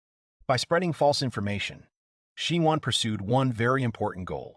He sought to use the manipulation of information to incite psychological anxiety among many more first-level ones. Gradually progressing according to his plan, Shion continued to achieve results. This is how his direct activity bore fruit. Public opinion advocated the protection of places of earnings. As a result, a cycle was formed of weak people invited to the Shion dungeon, who defeat the number of monsters they need and gain experience. The well-thought-out strategy of the hero worked as he needed. Now he doesn't have to strain himself. It also helped that the monsters started coming out of their territories. Now even more people will challenge the dungeons to raise their level, especially simple earning places that are convenient for beginners. The current situation has developed well. However, Shion did not know what to do with the goblins and kobold waiting for their turn. These monsters turned out to be too strong, so they can't be put on the front. Meanwhile, various companies of adventurers continue to accumulate near the dungeons. All of them are forced to follow the order. Therefore, everyone registers with the security of the place of earnings and receives their ticket with a number. The people monitoring the queue issued a pass to Team 3308 and alerted the next group. The 30,009 team was asked to fill in the necessary information and wait, since the next call is at 16 o'clock. As planned, the entire area of Shion's dungeon is full of people.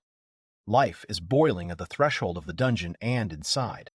The fact that people from the Order lineup shows a successful royal life. At this time, everything is ready in the dungeon itself for a meeting with novice adventurers. The preparation is perfect. For Shion and his subordinates, it remains only to work on the balance. At the entrance to Shion's dungeon, the guards let Team 3307 pass. A group of several people moved confidently towards the entrance. The guys did not radiate a drop of doubt and fear. The whole team is clearly serious. At this time, the main character receives a notification on the phone about the penetration into his dungeon.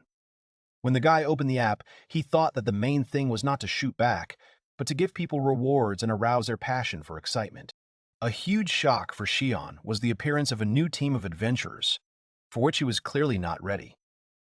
The 3307 group entered the dungeon, each participant of which, to the surprise of the hero, turned out to be level 3. Of course, the main character was also surprised that the man standing in front of all the guys in front was all in black iron gear. The equipment clearly indicated that these guys already have a lot of experience. They confidently continue to advance along the dungeon, defeating all the monsters appearing in front of them. With their weapons, they easily dealt with low-level slugs. Believing in their strength, they rushed into battle. While the main character was watching what was happening in the dungeon, he had the feeling that this was not the first time he had encountered such a thing. Then, to avoid the worst-case scenario, he sent goblins with bows to deal with all the guys. The adventurer team, faced with armed and equipped goblins, was alarmed and confused. No one could understand why goblins appeared in a dungeon where low-class monsters are usually found. As a result of the goblins' surprise attack, several members of the adventurer team were defeated with arrows fired from a bow. The news reports about these guys indicated only that they had succumbed and been annihilated. Looking through the news feed on social media, Shion was satisfied with the fact that no bad rumors that could harm his plan had arisen. However, he was aware that he had to be more careful next time. After making sure that recent events had no effect on the popularity of his dungeon among novice adventurers, the main character ordered his subordinates to collect all the equipment from the defeated opponents. Suddenly, at 14,027, a notification from the World Saving Project came to Shion's phone. When he heard the ringtone, he reacted. However, the main character did not know what this message contained. After the main character clicked on the notification that had just arrived on the phone display, Shion seemed to be in some kind of field. A bright glow appeared around him. This has never happened to a hero before. Such a surprise made Shion worried. He was sweating and his eyes were round. Having regained his senses a little, the main character gradually began to realize what was happening to him at that moment. The whole event didn't take much time. Before he could finish his sentence, Shion was already promoted. It turned out that this is how the level increases. After that, the main character seemed to shine. After all that happened, it turned out that with the increase in the level, the guy's CP limit was increased. Now he has turned from 100 to 200. Moreover, in addition to this, he received 5 BP. This greatly pleased Shion. While the main character was enthusiastically considering the changes, something began to happen to the goblins. They began to react excitedly and say something, to which Shion reacted. He turned around to look at what had happened. Shion abruptly stood up from his throne and asked his subordinates what had happened. He didn't understand why the filthy goblins reacted so violently. Suddenly, one of the goblins raised a bow and pointed it at the main character. It was a huge surprise that the filthy goblins abruptly began to glow. All of them were in combat positions. It was as if they were enveloped in a glow that blinded Shion, preventing him from looking at what was happening. When he came to himself, the main character, looking through the palm of his hand at the subjects, thought that this glow was very similar to the one that was present when the subjects were created. Shion began to slowly realize what was going on. The goblins' bodies began to change gradually. The muscles became bigger and more powerful. Much to my surprise, the monsters began to improve. After their transformation, they stood cheerfully and proudly, and the glow gradually began to fade. Shion watched the whole thing with his mouth open in surprise. He was puzzled and shocked that his subordinates had just evolved. The main character clearly did not expect such a turn. However, he now has goblin archers. After that, Shion discovered in his smartphone that the evolution of his subordinates was successful. It turned out that the rank had risen from E to D. This was a shocking event for the hero, who did not suspect that his subjects also had levels and experience. Shion continued to stare at the phone screen thoughtfully. He was clearly deep in thought. Holding his chin, he apparently began to process new information for him and think about how to apply it. Up to this point, Chicken Shion thought that subjects were expendable, so he didn't pay much attention to them.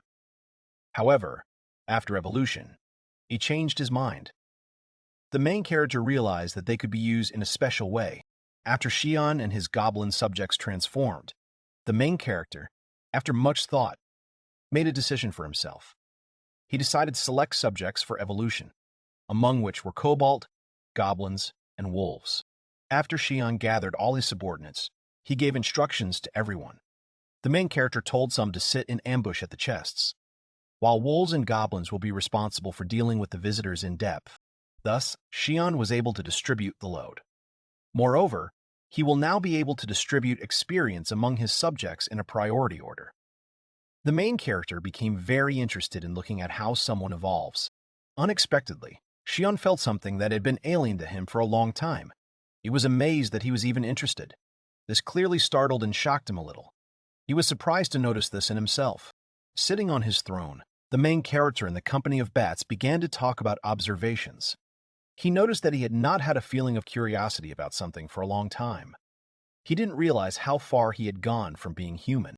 However, without thinking twice, Shion decided to distract himself and start doing more important things for him. He opened his world-saving project application and started distributing the recently received BP, of which there are now 6.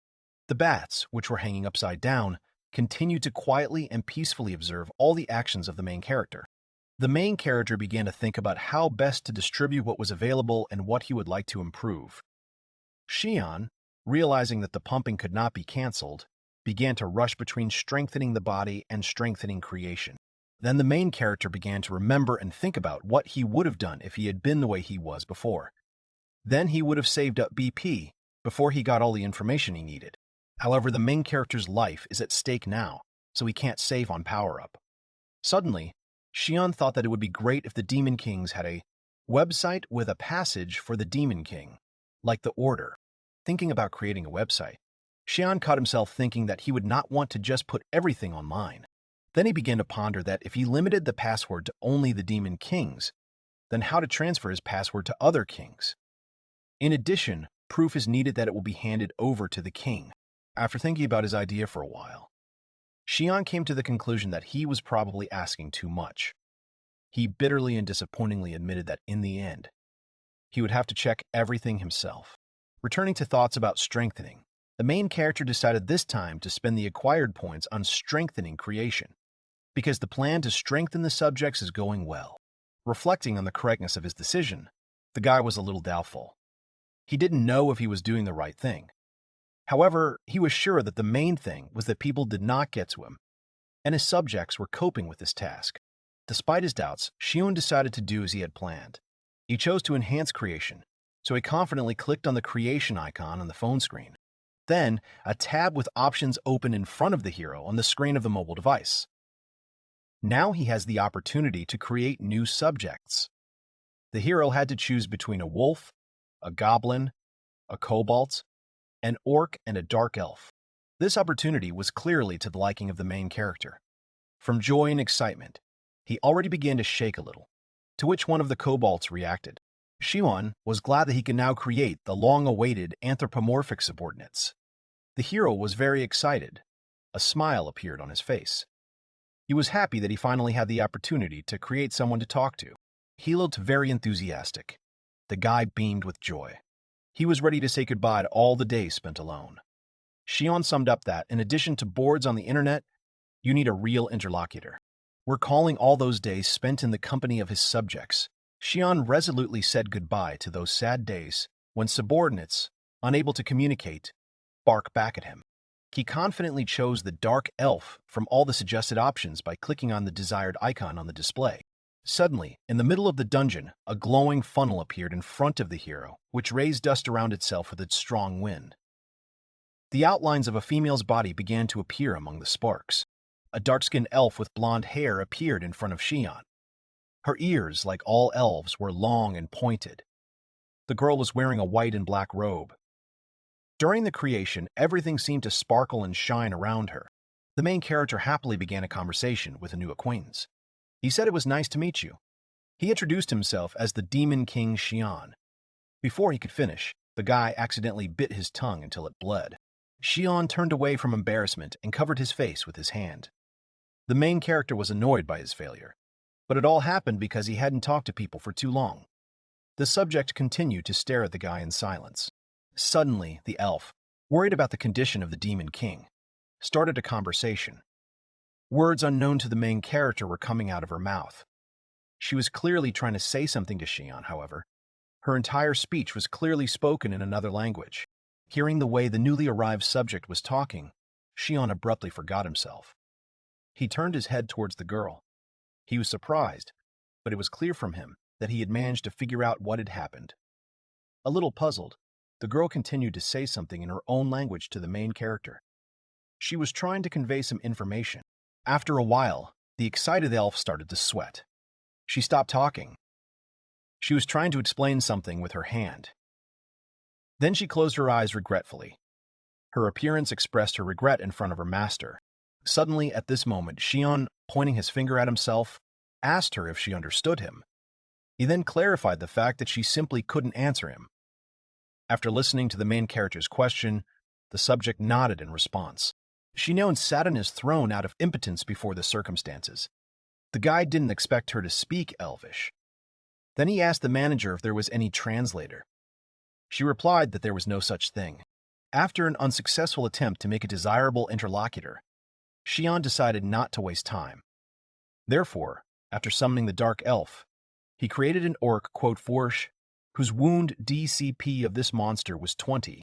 After the number of Shion's subjects increased, the main character decided to start training battles to test his strength. He ordered all his subordinates to fight each other, on condition that they never killed the enemy. That's how the harsh battles between the monsters began. With rapid steps, one of the submitted began to close the distance with his opponent. The footsteps were so powerful that the sound reverberated throughout the dungeon.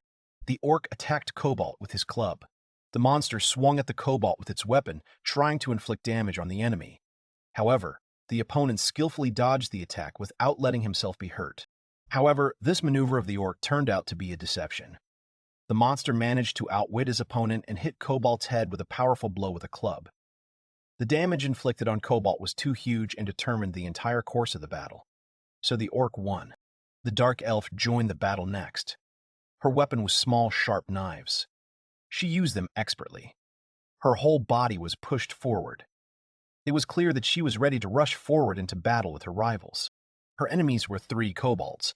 She quickly and skillfully dealt with her opponents with the help of her combat guns. With quick and dexterous movements while moving, she was able to damage everyone without much difficulty. She was very good with her knives. Therefore, after the end of the battle, she tossed the knife, causing it to turn several times in the air. Shion was watching all the fights. He was clearly not ready for this.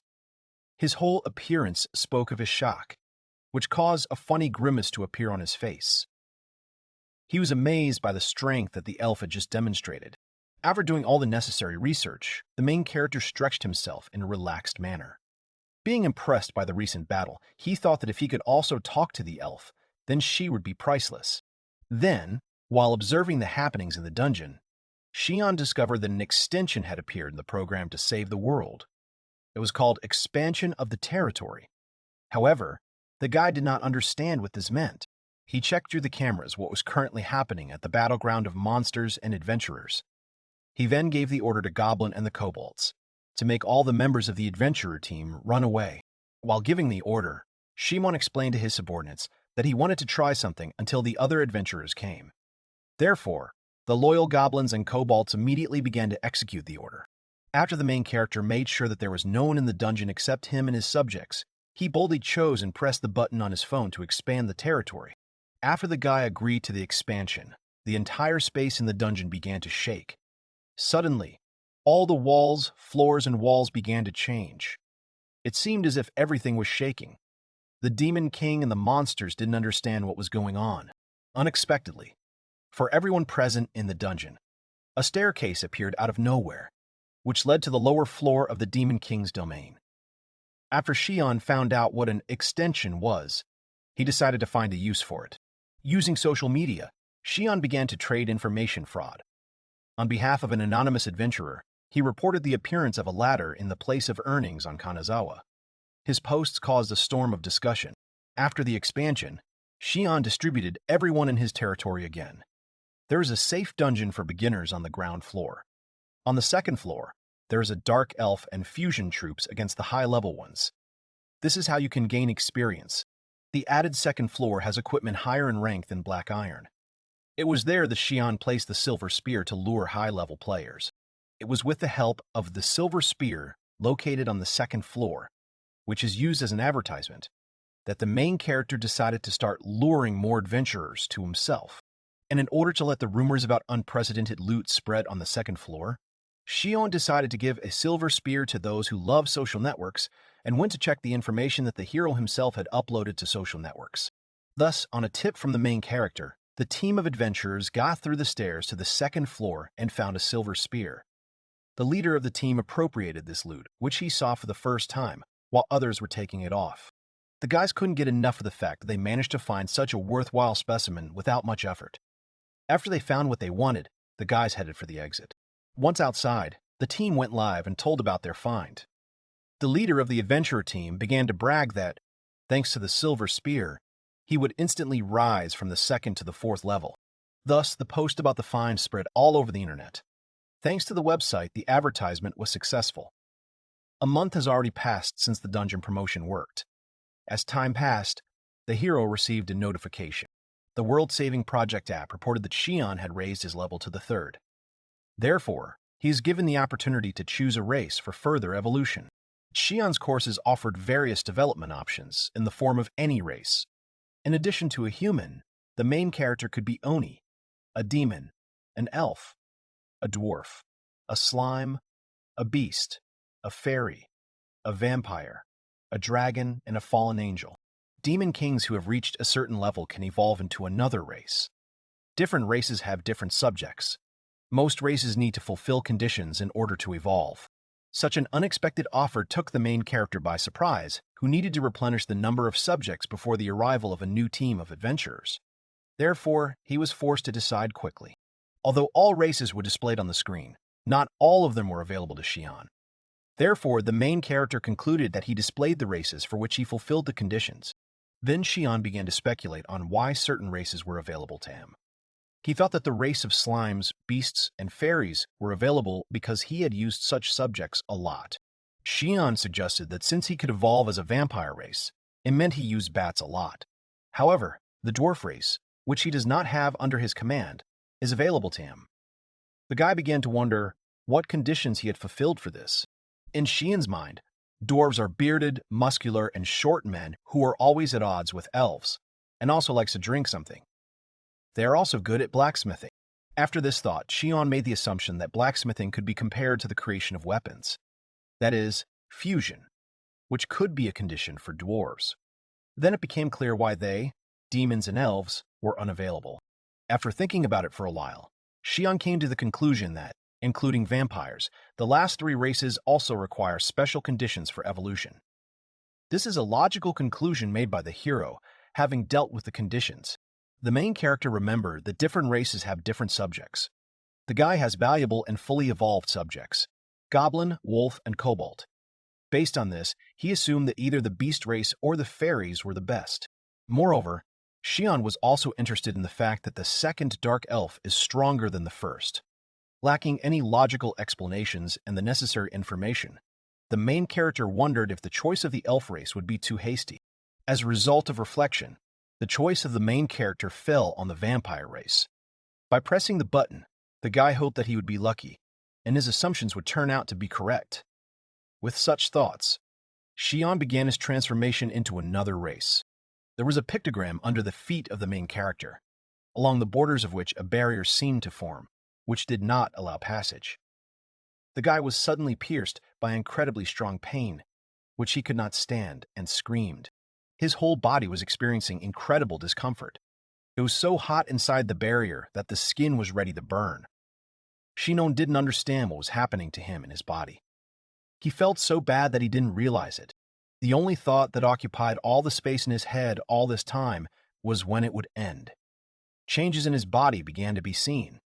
However, the guy was covered in sweat from the torment he was experiencing the pain and fatigue caused by it. Shion could no longer stand confidently on his feet. Therefore, the next moment he just falls to his knees from impotence and hits the floor with his knees.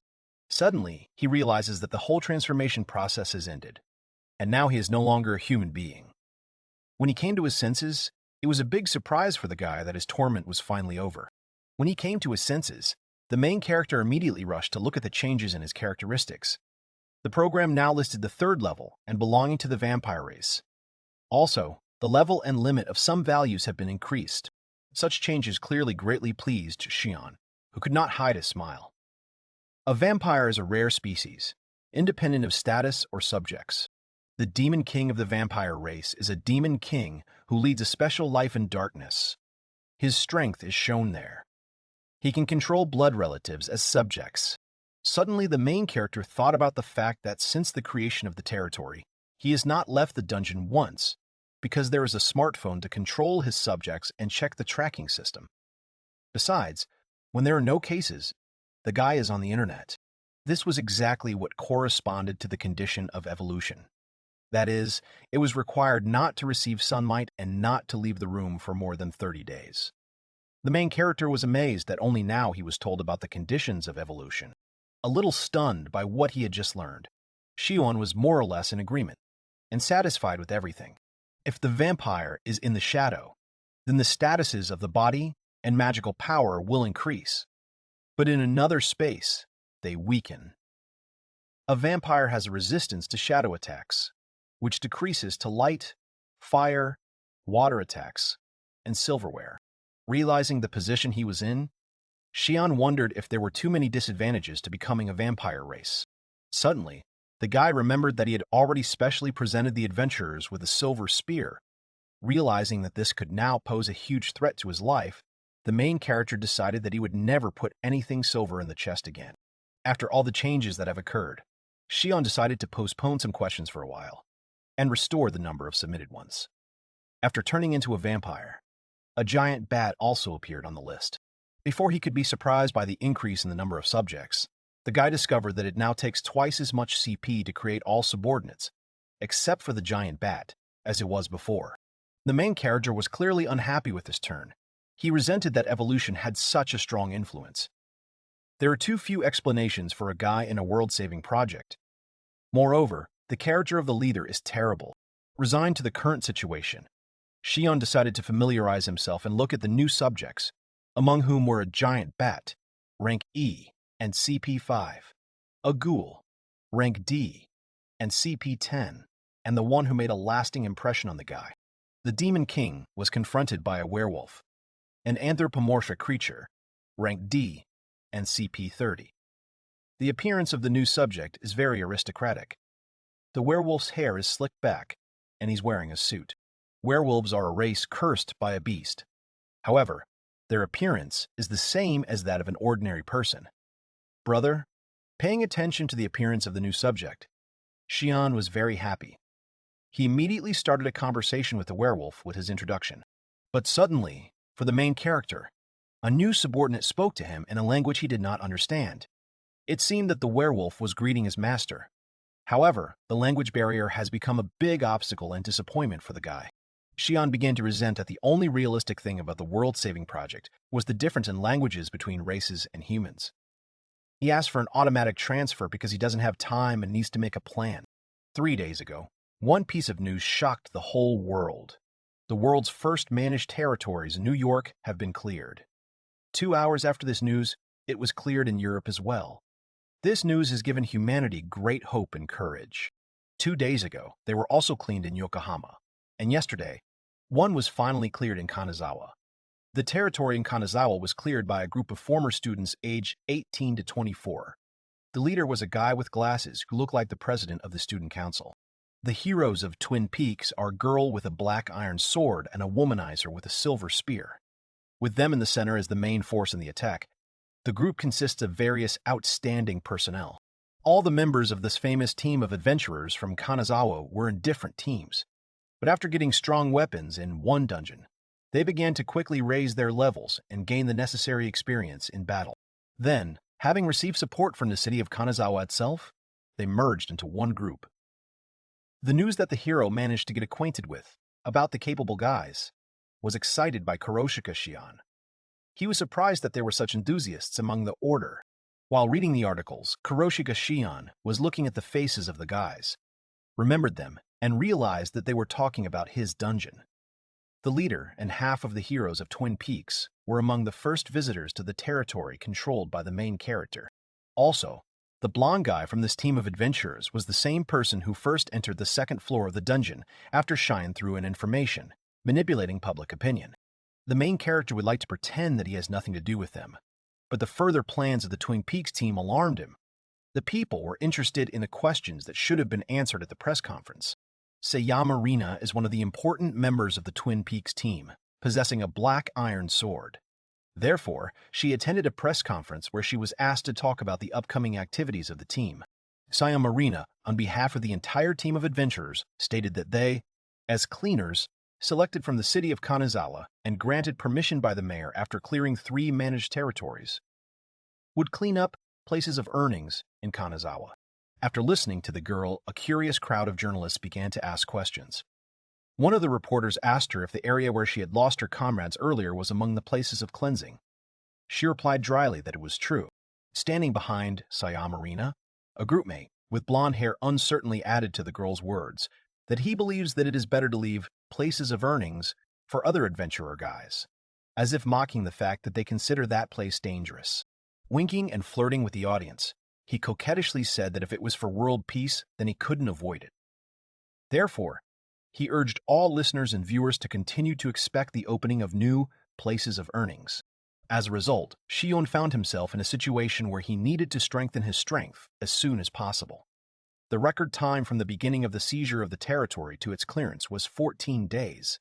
It took Kanazawa enthusiasts 18 days. Shion continued to track any worthwhile information on the internet. Thus, over and over again, he found useful information in the webmaster's account, since this guy's knowledge has been upgraded to the G level. After that, the Demon King started calculating.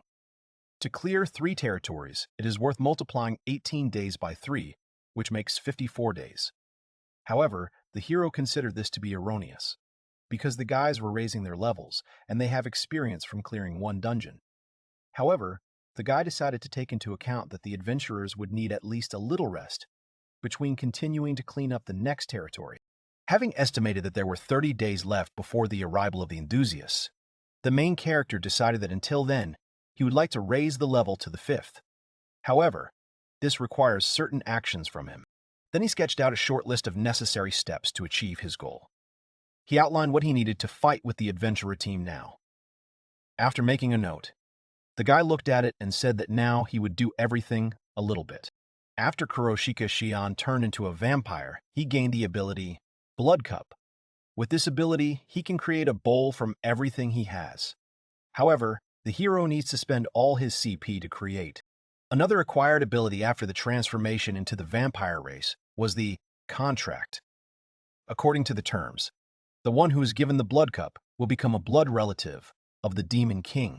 Shinon preferred to consider a blood relative as a subject. The guy would like to test the skill in action, but he did not understand if all the CP for the Blood Bowl is all the remaining CP he has at the moment, or if the maximum number of CP is needed. Thinking about this question, the main character would be glad if he is required to perform the first option. Therefore, He immediately decided to check it out. The guy activated the Blood Cup ability. However, after activating the skill, nothing happened. Shion was unable to create a Blood Cup CP from the ones he currently has. When he realized that the maximum amount of CP was needed, he realized that everything was not so simple. At first, the main character wanted to distribute the BP received from raising the level. However, his attention was attracted by the changed statuses of body and magic power, which moved from rank E to rank D. Shion began to recall the characteristics of vampires. One of the main conditions for strengthening the body and magic power stats is staying in the shadows. From here, the hero concluded that, being in another space, vampires weaken. The best option for the main character was to check his guess. Therefore, the guy decided to use his ability to create territory.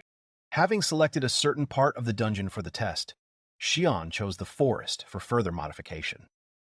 Having decided on the place and type of change, the main character clicked on the screen, and the selection buttons appeared in front of him. Having completed all the preparations to test the reaction characteristics of his body and magical powers, he boldly stood up from his throne. Then the guy decisively announced that the check should now begin. With swift and confident steps, Shion headed towards the prepared, modified territory. As he continued on his way, he saw bright sunlight shining at the end of the tunnel. After leaving the cave, the main character discovered an open area covered with rocks, which were surrounded by a forest area. The crowns of the trees hung over the young man, but they could not hide the bright, blinding sunlight. Suddenly, the main character felt dizzy. His whole body seemed to have become heavy.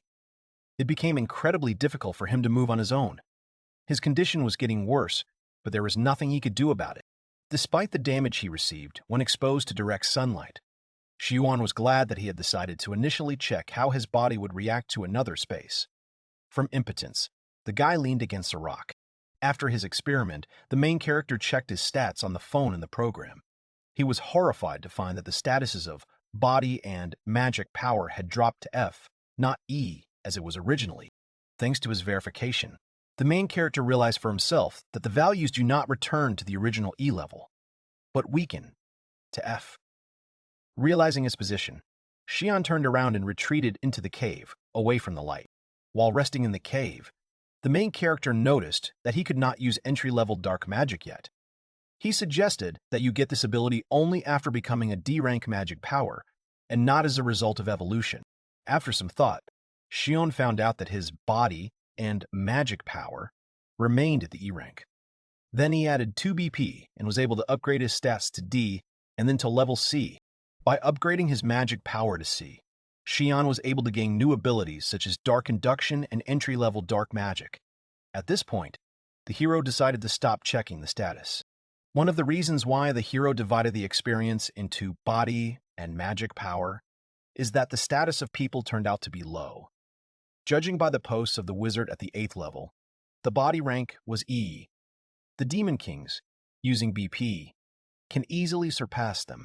Then he continued to test the abilities of his subjects. He especially needed to test the abilities of the new subjects. But most of all, he was interested in the bat, which had reduced the number of CP for creation. Before that, it was created in 3 CP, but after the evolution of the guy, he needs only 2 CP. The hero couldn't figure out if it was just because the price had decreased by 1, or because the price had rounded up to 2 when dividing. If the latter, then the price of creating a large bat should have been 10 CP. That is, the same as for Cobalt. Thus, the only way to check is to start a fight. The hero ordered Cobalt and the giant bat to fight on the condition that they should not kill the enemy. Wasting no time, the bat pushed off powerfully and suddenly flew from the air onto the Cobalt. With her sharp claws, she attacked the opponent defending against her attacks. A giant bat attacked its opponent from the air. At this time, Cobalt was trying to fend off another opponent's attacks. After conducting a fist attack, Cobalt failed to hit or damage the bat. However, in the next moment, Cobalt managed to seize the initiative, and already the giant bat was chained by his strong grip in his hand. The opponent, not giving up, fiercely continued the fight and clung with sharp claws to the opponent's flesh. Then the giant bat with its huge and sharp fangs sank into the arm of Cobalt, who was hurt by the attack. Continuing the fight, Cobalt tried to grab the wings of the opponent and tried to throw him away. They broke free of Cobalt's hands. The giant bat flew up and hung upside down. Suddenly, her opponent felt sick. Cobalt's consciousness became clouded, and his body seemed to weaken. At that moment, sensing the opponent's weakness, the giant bat let out a loud, piercing scream, and in the same second, he attacked Cobalt with a sharp movement and sank his fangs into his neck.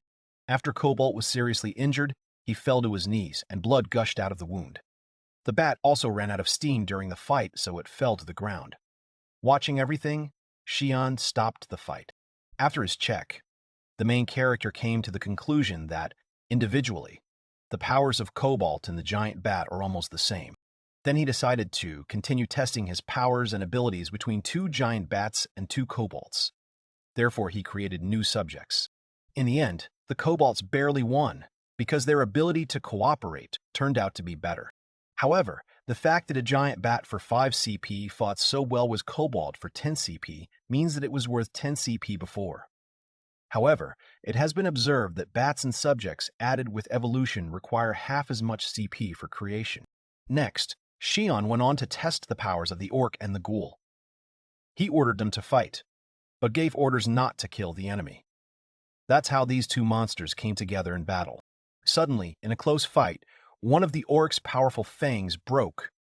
This came as a surprise and distracted the orc's attention for a while. Taking advantage of the moment, the ghoul struck the jaw with his left hand, sending the opponent flying. The orc flew some distance away from such a powerful punch. The force of the attack made him bleed. While the orc was trying to come to his senses, the figure of the ghoul loomed over him, inspiring fear with its terrifying appearance. Shion was shocked. For him, the situation was a little unpredictable and incomprehensible, that for him it became like a bolt from the blue. Observing the course of the battle, the main character assessed the attack as too one-sided. Then he threw a spear to help the orc, who was disarmed. Undeterred, the orc deftly caught the spear thrown at him. Quickly getting his bearings in the whole situation, the orc pierced the body of the ghoul with a spear aimed at his opponent, who was rushing towards him to attack again. The spear hit the monster's chest, which made him scream violently. When he saw who was capable of what, Shion ordered him to stop, as he was satisfied with what he had already seen. But, despite the order of the Demon King, the ghoul did not stop and continued the fight. That's how he grabbed the orc's head with his big paw and squeezed. This caused the bleeding, and a stream of blood flowed from the orc's eyes like a tear.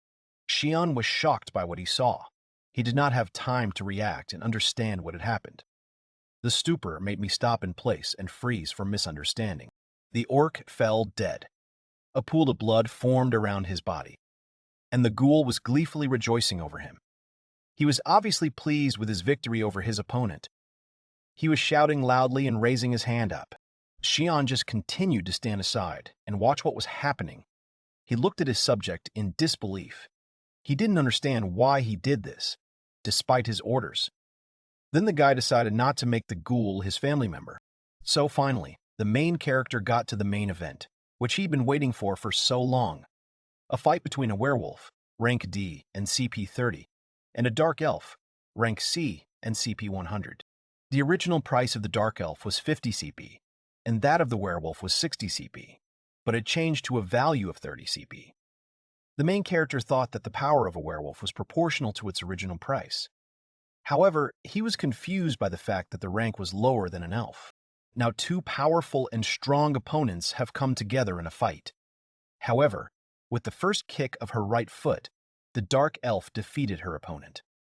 It was enough for the werewolf to take 1 hit from the girl to get out of the fight. After the dark elf delivered an effective and powerful kick, the werewolf flew unconscious. This situation caused only a misunderstanding among the main character, who was making big bets on this fight. Without waiting for the moment of the enemy's recovery, the girl probably went to the werewolf to strike the next blow. Her gaze was cold and focused on the target. She looked focused. When she reached her opponent, the dark elf swung her arm, hoping to disable the werewolf with 1 attack, which by that moment was already unable to oppose anything to her opponent. Shion reacted in time. He quickly and loudly shouted to the duelists to stop the fight. He called a timeout. When he came to his senses, the werewolf tried to resist Cobalt in the next fight with an exhausted look. However, even here he was able to oppose nothing. The main character was only disappointed to watch everything that was happening, and only in a battle with a goblin, which is much weaker than him in terms of indicators, the werewolf was able to barely win. The only thing that turned out to be found out was that, for some unknown reason, the werewolf belonging to the beast-cursed race was weak. The real powers are shown by the light of the moon. Up to this point, his true self is unknown. After thinking about it, the main character began to think about the influence of moonlight and think about how to create a night on the street. Suddenly it dawned on Shion. He remembered the opportunity to change the territory. He found the location, Moonlight Night, in the application on his phone. Happily, he hurried to apply, but it turned out that he did not have enough CP for the entire territory. Frustrated, Shion, who had only 275 CP, decided to wait for the CP balance to be fully restored in order to check the Blood Bowl and the contract. And while he was waiting, the guy was busy checking the ability to absorb. In absorption, there is a great potential for strengthening the hero as a representative of a vampire. Depending on how it works, the guy will be able to be ahead of everyone. That's why he divided BP into body and magic power. The method of activating absorption is extremely simple. The opponent's ability is absorbed by directly sucking his blood. Thinking about this ability, the hero remembered the cheat skill from the title. I got a cheat ability and now I'm the strongest. Shion wanted to start testing. However, he had no idea who to test it on. His subjects were the only option. Thinking about it, his gaze fell on goblins, slugs, and rats. The main character did not want to bite anyone. Suddenly, he remembered the existence of a dark elf who, unlike the others, was attractive. Looking at her, the guy was embarrassed. He didn't want to take advantage of his position, so he wanted to reject the idea. Despite his shyness, Shion quickly changed his mind. He thought that he had no one else to check on. After a little hesitation, he decided to let go of the situation and approach the girl, taking her by the shoulders. Coming closer to her, he began to descend to her shoulders. He opened his mouth, making way for his fangs to sink into the girl's skin. Thus, the main character began the takeover. He gently wrapped his arms around the girl's waist, pushing her body towards him. At this time, he bit the girl in the shoulder. The whole situation confused the dark elf very much, and her face was completely covered with blush. Having tasted the blood of his subject, the main character thought that it tasted sweet and tender. He obviously liked it. Blushing all over, the dark elf began to breathe deeply, and for the first time since her appearance, she spoke in a language understandable to Shion. She called him a master and said she was bigger. It really hit the guy that he was already distracted. He grabbed the girl by the shoulders and moved closer to her face. He began to ask the girl if she understood him. She replied that she could understand her master's speech. Much to his surprise, the main character also understood her. Shion asked the girl if she knew what had just happened. However, she was unable to give any explanation. She only said that after the guy sucked her blood, she began to understand the Demon King. Hearing what the dark elf had just said, the main character screamed out of surprise and excitement. A little shy, the girl apologized for dirty herself. The hero began to absurdly comfort his subject. Suddenly, he noticed in the app that Elvish language, entry-level fire magic, and eagle arrow were now added to his list of skills. He immediately turned to another elf. He replied that he understood the master. Inspired, Shion decided to use absorption on others to begin to understand the language of his subordinates.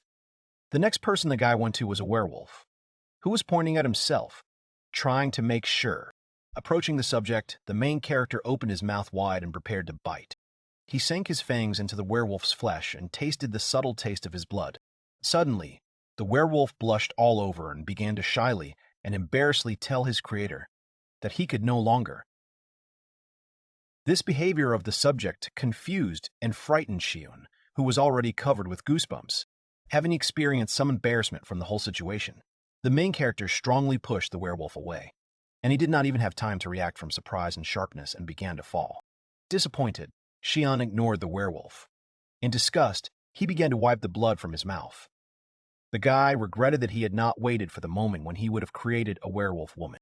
Then the main character began to check the changes he had acquired after absorbing the werewolf's blood. To his great surprise, Shion discovered that the skills he had learned from the elf were gone, and a new werewolf language appeared in their place. A little irritated, the guy asked if the girl understood him. The werewolf, who did not understand anything, decided that the master had addressed him, so he began to respond with great enthusiasm, respect, and respect. However, I received a sharp response. He was upset that the Demon King had rushed to the elves, fearing that he was now unable to understand them. The werewolf left behind drooped and only watched from the side, much to the disappointment of the main character. The girl was no longer able to understand him and maintain a dialogue with him. She only looked at her master with a regretful look, speaking in the elvish language. Shun was demoralized. It was only at this moment that he realized that the abilities after the absorption were being rewritten, and the previous ones disappear from the list of skills. The manager of the world-saving project organized a world lesson. At first, she mocked the guy, saying that he not only laid his hands on the dark elf, but also on the werewolf man. And the hero just asked not to say that to him. The manager reminded me that the guy had never had a girlfriend. However, now he has made up his mind. Shion, clutching his head, only said that she had done so. Then the manager asked the main character how the other subjects tasted to him. Depressed, Shion said that the taste was fine, but the feeling was disgusting. Using the example of all subordinates, the main character considered what skills can be acquired after applying the absorption ability. Such skills included telepathy, leadership, ultrasonic waves, various languages, and mastery. Shino explained that telepathy is the skill of understanding other people's feelings at the level of one's own, and mastery is the skill of wielding weapons. Suddenly, the manager remembered about Gulia. However, the main character is clearly not set up to bite and drink his blood. Fluttering with bright wings, the little fairy in glasses explained what had happened to her. She talked about evolution. During her story, someone called out to her, calling her the leader. An inspired goblin named Gobita told the little fairy that he was now ready. Then the little fairy, looking at his happy face, turned to the subject and said that she hoped for him. Then the fairy applied the trust ability on the goblin. Everything shone, and Gobita happily and patiently waited for the whole procedure to end. After the successful completion, Gobita joyfully announced that he had become a member of the fairy family. After that, the little fairy handed her subject a eukaryote shaped like a ball, and once again reminded him that she relies on him very much. Suddenly, screams rang out behind the fairy and the goblin. Someone was chasing them. After that, the fairy told Gobita to run, because she trusted him with her life. A happy goblin with a smile on his face assured the girl not to worry. At this time, in the territory of the Shion dungeon, the main character, after restoring the CP scale, decided that it was time to test his Blood Bowl ability. After Shion began to create a bloody bowl, a magic bowl began to sparkle between his palms, illuminating everything around him. Suddenly, the guy's head began to spin, and he felt that the vital forces were flowing out of his hands. The silhouette of the glass began to emerge from the tangle of the set, gradually acquiring a more realistic shape. Thus, a large bowl filled to the brim with the guy's blood appeared in front of the main character. The next moment, the main character's gaze fell on the dark elf, who stood quietly at the walls of the dungeon. When Shion saw her, he called the girl over to become the first test. The girl, obeying the order, came up. Then the guy bit her in the shoulder, for which he apologized to the dark elf. After he took advantage of the takeover, he asked if she understood him, to which she replied yes. After making sure that they understand each other, the main character began the first test of his ability, Blood Bowl. He was standing in front of a girl who bowed her head and knelt in anticipation. Then he handed the dark elf a goblet with her own blood and ordered her to drink it. Then the girl did not resist and just began to drink the contents. While she was busy absorbing blood, the main character applied a contract on her. The girl peacefully drained the bloody cup to the bottom. There seemed to be a bright and soft glow around her. She continued to sit on her lap with her eyes closed, enjoying the moment. After the completion, Shion decided to check whether the contract had been signed. Therefore, he ordered the girl to get up from her knees. She obeyed the order given to her without question. She stood straight and still, without saying a word to her master. Looking at her, the main character thought that nothing much had changed. Suddenly, the girl started a conversation. She turned to her master and declared her desire to get her true name. This puzzled the guy a little, who hadn't counted on it. Then the girl explained that she was glad that she could become a member of the Demon King's family from a simple dark elf. Therefore, she would like to get her real name from her mother as proof that she will do everything for him. Without thinking twice, Shion gave the girl the name Chloe, which she was incredibly happy about. She happily adopted her new real name, Chloe Shion, after which she swore that she would devote herself to his excellency. She continued to look at the main character with undisguised delight, which made the latter very embarrassed and leaned back. On the oath that Chloe took, the main character very dryly, drawing a line between them with his hands, agreed with everything that was said. He was very uncomfortable with the fact that the girl was very talkative. Inspired, Chloe immediately asked her master what she could do for him. Her suggestion made Shion think about what use to find for his subject. In addition, family members can go beyond the controlled territory. However, the main character did not want to force Chloe to fight alone. Having come up with nothing worthwhile, Shion ordered the girl to stay in the dungeon nearby for the time being, to which she reacted enthusiastically. Looking at the character and behavior of the girl, the guy wondered if all the family members were like that. The main character's CP limit is almost exhausted, so he is not yet able to waste them. When there are enough of them, then anything can be done. Having gathered all his subjects, Shion decided to hold a military meeting to prepare for the attack of the heroes. After the guys signed a contract with Chloe, Shion once again signed a contract with several subjects and increased the number of family members. In addition, he sent members outside the territory to earn experience. During the outing of the subjects, the main character watched the actions of subordinates using a smartphone. On one of these outings, he contacted them using telepathy. The squad consisted of Chloe, Dark Elf, Silver, Cobalt Knight, Blue, Goblin Warrior, Hope, Werewolf. He ordered them to attack the territory, which is about a kilometer away from the guys, and also aim at the subjects and people at the entrance. In addition, Shion managed to add that the guys did not die. The main character was worried that the family members he spent more CP on might be injured or destroyed. After all, you can't just lose them. In practice, the hero realized that the subjects who became members of the family could speak Japanese with him. In addition, he began to understand their intentions, no matter how far they were, although it only works one way. After he managed to accumulate 300 CP again, the guy turned to another elf with the question of what was best to do. He offered 3 options: to make subjects, to increase the number of family members, or to fuse 100. The girl standing next to the throne of the Demon King bowed courteously and made it clear that she would accept whatever Shion wished. Despite this response, the main character stated that his desire required her opinion.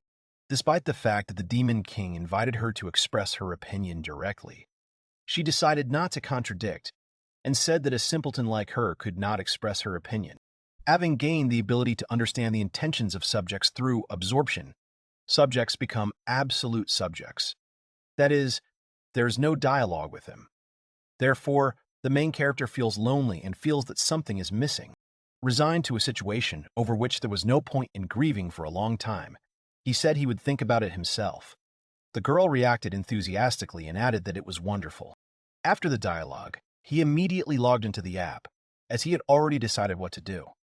Although the guy considered his choice a little luxurious, it was important to fuse a new weapon for himself. Thus, he got a B-rank mithril spear. Picking up the new mithril spear, Shion thought that it was lighter than it looked and very convenient to use. Then the main character decided to go out for sports. In addition, in the territory of Shion, compared to how it was before, attacks have become less frequent. The main character assumed that it was because of his inattention. When the family members came out of the dungeon, cases began to appear when they attacked people. Naturally, there is a skirmish at the same place and everyone in the queue retreats. However, people who want to get to the main character's place of earnings have not disappeared. At this time, on the territory of the dungeon, a team of adventurers again tried to resist various monsters attacking them from different sides. It was at this time that the Demon King, armed with a mithril spear, decided to practice and test his skills and weapons in action.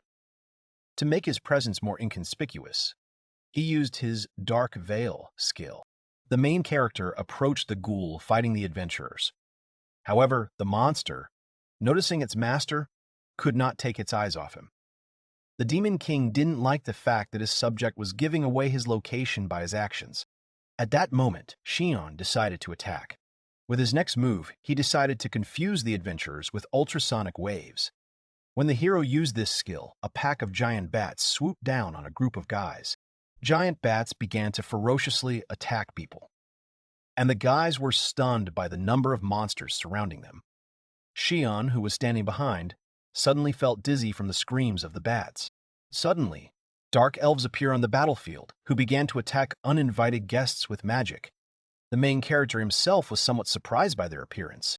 After that, without giving the guys a second's rest, armed kobolds appear. The team of adventurers fell into a trap. They decided to retreat. But Shion had no intention of letting them go, so he attacked the escapees with dark arrows. Dark arrows reached one guy from the adventurer team. He fell dead, with arrows stuck in his back. All his friends were horrified by what was happening. They finally noticed the Demon King, but had no idea who was in front of them. Shion, offended by the guy's question about his identity, told them that it was very brazen and rude of them to enter his house and not know who he was. The slightly puzzled adventurers, looking at the monsters confirming the stranger's words, slowly began to realize who was standing in front of them. The frightened guys did not understand why a strong enemy appeared, because they just wanted to earn experience. At this moment, Shion began to introduce himself very pretentiously and smugly, saying that he was the ruling demon king Shi of this territory. However, he did not have time to finish. A sharp scream rang out throughout the neighborhood. It turned out that the ghoul, taking advantage of the moment of confusion of the enemies, attacked one of the adventurers from behind and sank his sharp teeth into the guy's shoulder. This young man was pierced by a strong and sharp pain. The adventurer began to shout with all his might to be released by the ghoul because he was in pain. Watching the whole mess, Shion was disappointed in the ghoul's ability to think again. He reintroduced himself to the guys. The irritated protagonist decided to end everything, so he ordered his subjects to finish off all the enemies in the dungeon. That's how a team of adventurer guys was surrounded by various monsters at one of the dungeon locations. The monsters started attacking the enemies. The ghoul bit off a part of the guy's body. At this time, the guy standing with the sword was struck by the blade of one of the kobolds, and the girl from the team also fell dead on the cold ground. Of the entire team of adventurers, there was only one guy who was the leader. He was completely at a loss. Holding a shield and a sword in his hands, he stood and did not move. He was demoralized. He could only make vague threats. Shinon decided to calm the guy down, so he told him to calm down because if he killed him, all the monsters would disappear. However, in fact, the main character himself was not sure about this. Surrounded on all sides, he replied to the Demon King that he could not defeat him in his position. Then Shion suggested that the adventurer try to fight one-on-one. The guy froze from such an offer. The adventurer could not believe that the Demon King himself had given him the opportunity to fight one-on-one and therefore escape. Shion, in turn, assured the guy of the truthfulness of his words. Very kindly, the main character asked if his opponent was ready for such a deal. The adventurer, torn from within by fear, rage, and anger, clenched his teeth and rushed at the Demon King, realizing that he had no other options. The Demon King took out a mithril spear and pointed it straight at his opponent. Frightened by Shion's weapon, the guy covered himself with a shield. Looking at the guy's defense, the main character immediately realized that the shield was made of leather and was an F-rank item. Realizing that he was in no danger, Shion continued to confidently attack his opponent. After all, if you hit the F-rank shield with a B-Mango mithril spear, you can win. That's how the hero took the boy's life. Pierced through and through by the mithril spear, the guy could not give any explanation for the force with which he was attacked. Losing his last strength, the adventurer only said that it was unfair. The hero said that the spear is only suitable for training. A few hours later, 7 level 2 and 5 level 1 entered the dungeon, continuing to farm experience on the first floor. Watching them fight the monsters, Shinon decided to cripple them as usual, until they start to move away. Unexpectedly for the main character, a button appeared in his application notifying him of the invasion. The alarm started to make a loud warning sound. It is unclear what happened. After viewing what happened on the phone screen through the surveillance cameras, Shion discovered that the 13th intruder had entered the dungeon. The main character couldn't believe it. There was another guest in Shion's dungeon, hiding in the shadows so that monsters and adventurers would not notice him. It turned out to be a goblin named Gobida, who was carrying a eukaryote handed to him by his leader.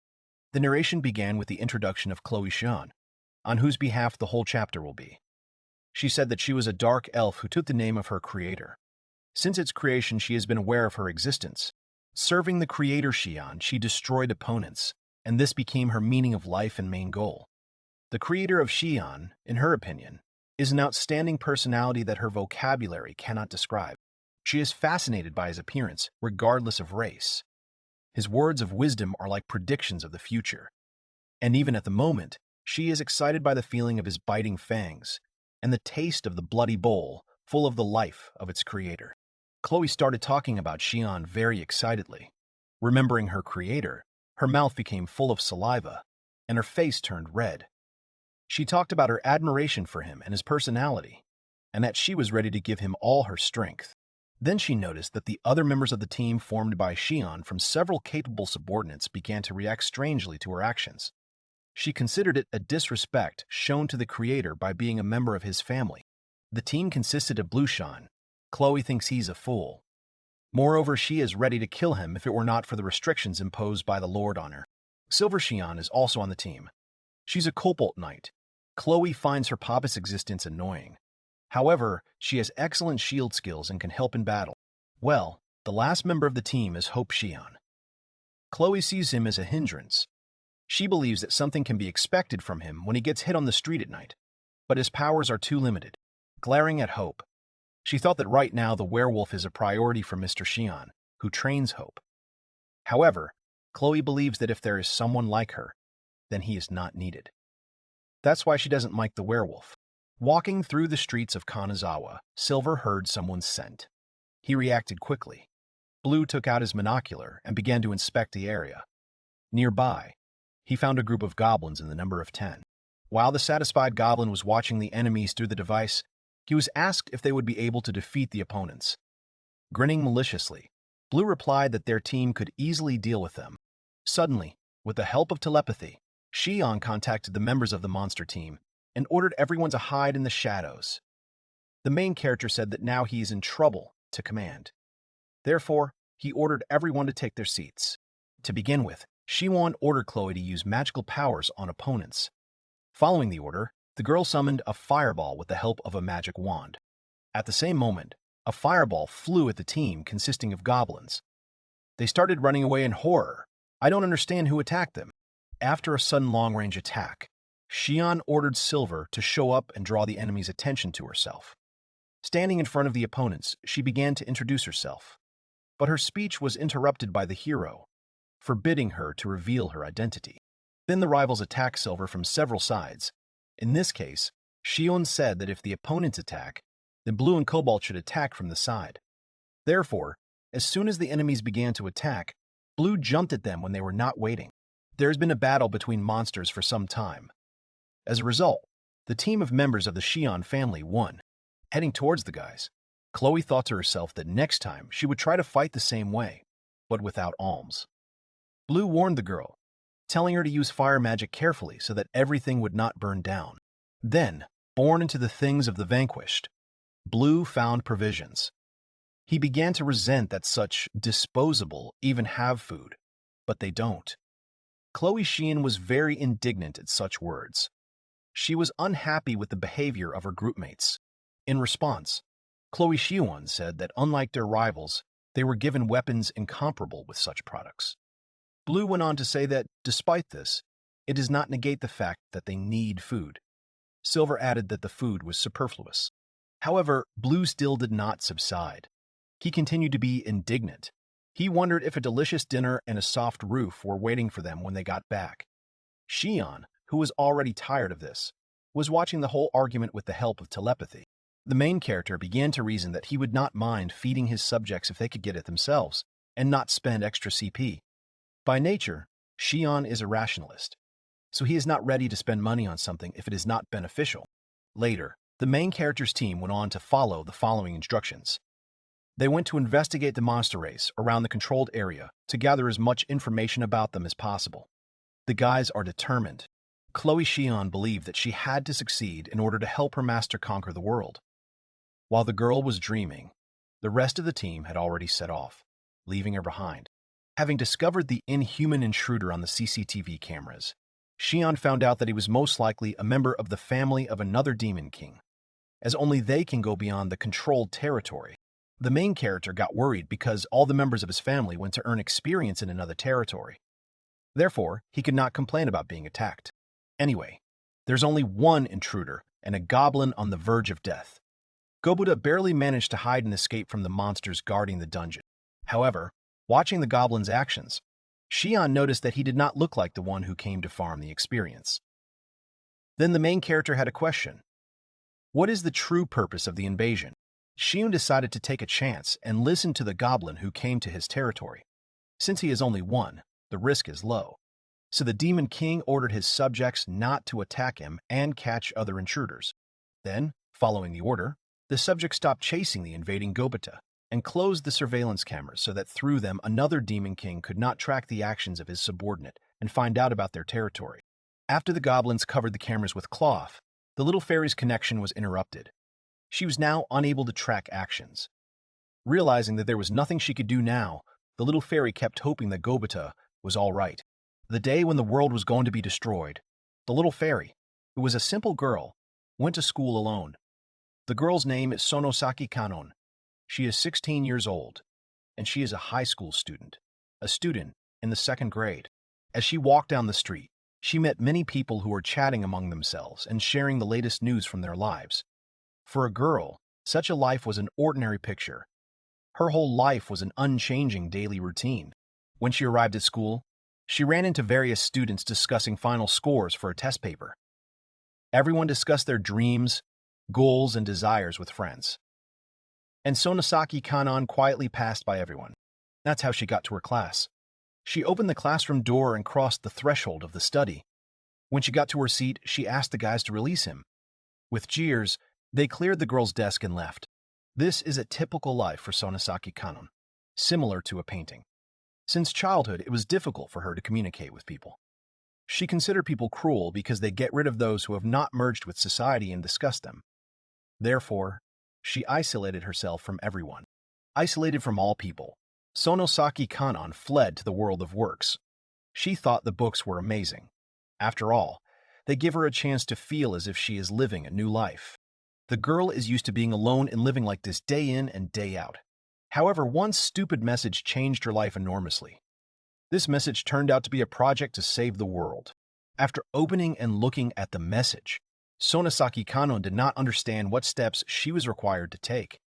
At that moment, she would have liked to have been given some kind of instruction on how to take the test. Sonosaki Kanon likes to read not only books, but also instructions for handling. However, there were people among all of them telling her that she was a fool to decide to read such thick books. Such words irritated and upset her. As she sat on the bed with the phone in her hands, she had a sharp headache. A sharp pain shot through her. After that, the girl was unable to remember who told her what. Her attempts to remember brought her only pain. After passing the test, she came across a royal avagteka. That's how she learned that she needed to distribute BP and strengthen first. Then she should create a managed territory and arrange it at will. And create subjects. At the end of the briefing, it was only indicated that this was the end of the preparation. Moreover, there was a call to save the world with fervent battles. However, such an instruction seemed inaccurate to the girl. That's why she still has questions. Sonosaki Kanon was carefully browsing the app. She didn't want to poke at intuition. Later, she saw that there was a limited offer in the application, with which she could get an answer to any one question for free. In real time, Sonosaki Kanon continued to wait for Gobuta. However, it has been 15 hours since the goblin went to the main character's dungeon. Sonosaki Kanon continued to sit quietly in the tree, waiting for her subject's answer, which was the last for her. Now the girl stood on the edge between life and death. Sonosaki Kanon could only remember with longing and nostalgia the time spent with his subjects. She was immersed in memories when, in a fun and carefree time, she was sweetly called the leader and promised to protect her. Previously, before evolving into a little fairy, She lived her quiet and peaceful life in the form of a human being in the circle of her beloved and loyal subordinates. Although there weren't many of them, they all lived together amicably. She felt guilty in front of them that she was a weak king. However, her subjects considered her number one because they have no one to compare their queen with. There were monsters around the girl, enemies of humanity, but she lived a peaceful life with them. Hugging the wolf, Kurosaki Shion thanked her loyal subjects. She was happy until one day people attacked. An alarm rang, warning of enemy infiltration into the territory. She relied on monsters to fight. All the goblins she interacted with were brutally killed by humans. The wolf, wagging its tail at the dried meat, was also killed. Disappointed in herself, the girl accused the world of injustice because she became a villain, condemning everyone to death. While the girl was reminiscing about the past, the Twin Peaks team got close to her. They were looking for her. Sayama Rina warned the Wishnik that they are dealing with the Demon King, so they should not be fooled by her harmless appearance. She told the guy to be on his guard. The guy said that the monsters were weak and the traps were so-so. In addition, the Demon Queen herself does not show up in front of the adventurer team. But the leader noticed that there is something special, because usually kings attack themselves in such cases. The leader explained that most likely battles are not in the first place for her, since she apparently has advanced knowledge. Kurosaki Shion was disappointed and upset that the guys found out everything about her so easily. A little earlier, when the girl began to get familiar with the application, she distributed BP and strengthened. She was testing the skills she had. Then she noticed the knowledge stat. By pressing the button, a large amount of information about the project to save the world was automatically uploaded into her mind. Having received the necessary knowledge, she was delighted. However, this did not help her protect the territory and her partners. Moreover, as the Demon King, she could not create and fuse, as she asked Gubo to pull the eukaryote out of her territory. The Twin Peaks team was immersed in the search not only for the Demon King, but also in the search for the eukaryote. They searched unsuccessfully and could not guess where he might have gone. The guys remembered the places where they had found eukaryotes last time. Therefore, they decided to forget about the king for a while and head to the abandoned castle. An argument ensued. The guy couldn't understand why they just couldn't catch pixies. Realizing that such actions would be ineffective, they headed to an abandoned castle. Kurosaki Shion was saved. She relaxed and exhaled. The eukaryote rift and the clearing of the territory mean the approach of death. This world is not fair. There is no other way for the Demon Kings to level up except to defeat the invading humans, who are getting stronger day by day. Kurosaki Shion was overcome by panic. She recalled the words of the manager, who said that the Demon Kings were in a spirit of freedom and chaos. However, the girl did not agree. She didn't want to die. The only way to escape for her was her subject named Gobuta, who, along with the eukaryote, headed for Shion. Suddenly, someone called the girl's phone. After discovering Gobuta in Shion's territory, he was caught and brought to the Demon King with a bag on his head. When the goblin appeared in front of Shion, he made it clear that he understood him. This means that the hero understands other people's family members. Then Kurosaki decided not to delay and asked if the goblin had come to his territory by mistake. Gobuta, with a bag on his head, replied that this was not why he had come to this place. The hero then asked why then. Gobuta said that his leader asked him to deliver something to another Demon King. The main character was thinking about a package from another king. Then Gobuta handed the letter to the guy that Kurosaki Shion had asked him to give. In the letter, the girl addressed an unknown Demon King. She introduced herself as the Demon King next door to your territory named Kanon. She said that the goblin who delivered the letter is named Gobuta, and that he was told not to harm anyone. So the girl expects the same from Shion. In the letter, she appealed to the main character with a request for surrender. She was going to do it directly without writing, but she couldn't go beyond her territory, so she had to use this method. The girl explained that the surrender can only be carried out by the Demon King in relation to another Demon King. The capitulated one transfers his territory and all kinds of rights. Kanon said that the advantage for Shion would be that he would receive her territory as well as her as a subject. She said that she has a B knowledge status. She can provide information about the project to save the world. To prove her sincerity, Kurosaki Shion decided to tell about the disadvantages. Usually, if you get someone else's territory, then the limit of points of the managed territory, that is, BP, increases by 100, but after the surrender only by 50. Sonosaki Kanon explained that she didn't have much time, so she asked at the end of the letter to call her at the phone number listed below. After reading the entire contents of the transmitted letter, Shion realized that the other Demon King might die soon, so he surrendered. He noticed that the details of the surrender were politely written. Even the cons were written. However, the main character does not know until the end whether this information is true. The guy hesitated in making a decision. He doubted if it was a hoax. But after thinking about it, Shion decided to consider the offer. The advantages of surrender are clear to him. As for the disadvantages, it is difficult for him to call them such. Then, the main character considered the most correct decision to accept the offer. Suddenly, Gobata interrupted the Demon King's thoughts, shouting for Shion to help save his leader. Paying attention to the goblin, the guy walked towards him and took the bag off his head. Shion, rising above the goblin named Gobata, asked the reason why he wanted to save his Demon King so much. Without thinking, Gobata replied that it was logical that he wanted to save her. After all, she's everything to him. The main character continued to ask clarifying questions to Gobata. Then he said that the leader is strong and kind, as well as wise and perfect. Goblins are not intelligent creatures in their own way, so the hero did not really understand the essence of the goblin's answers. When asked why the ideal leader decided to capitulate, the goblin timidly said that evil people and weak subjects of the king were to blame. The guy hasn't talked to non-sycophants for a long time, which is even a little fun for him. Then, as proof of the truthfulness of his words and the determination of his actions, Gobata pulled out a eukaryote from a woven bundle. Shion was shocked by what he saw. He didn't expect the Demon King to give it up so easily. Gobata creates in his hands a large sphere in the fabric, similar to a pearl. The hero recognizes this object as a eukaryote and is greatly surprised by its appearance. Then, he decides to ask why he is with the goblin, and the goblin replies that the eukaryote gave him the leader as a sign of trust. The main character understands that the details about the eukaryote are unknown, but remembers that if another Demon King steals it, he will be able to control the territory, and if he is broken by people, it will become purified. Sion assumes that Kanon was so desperate that she decided to give the eukaryote to a goblin on the verge of death, after which she concludes that everything is so bad that it was better to give it to another. The hero asks Gobet where the leader got the eukaryote from, and he replies that it was from the box, confirming the authenticity of the object. Zion does not deny that this could be a trap.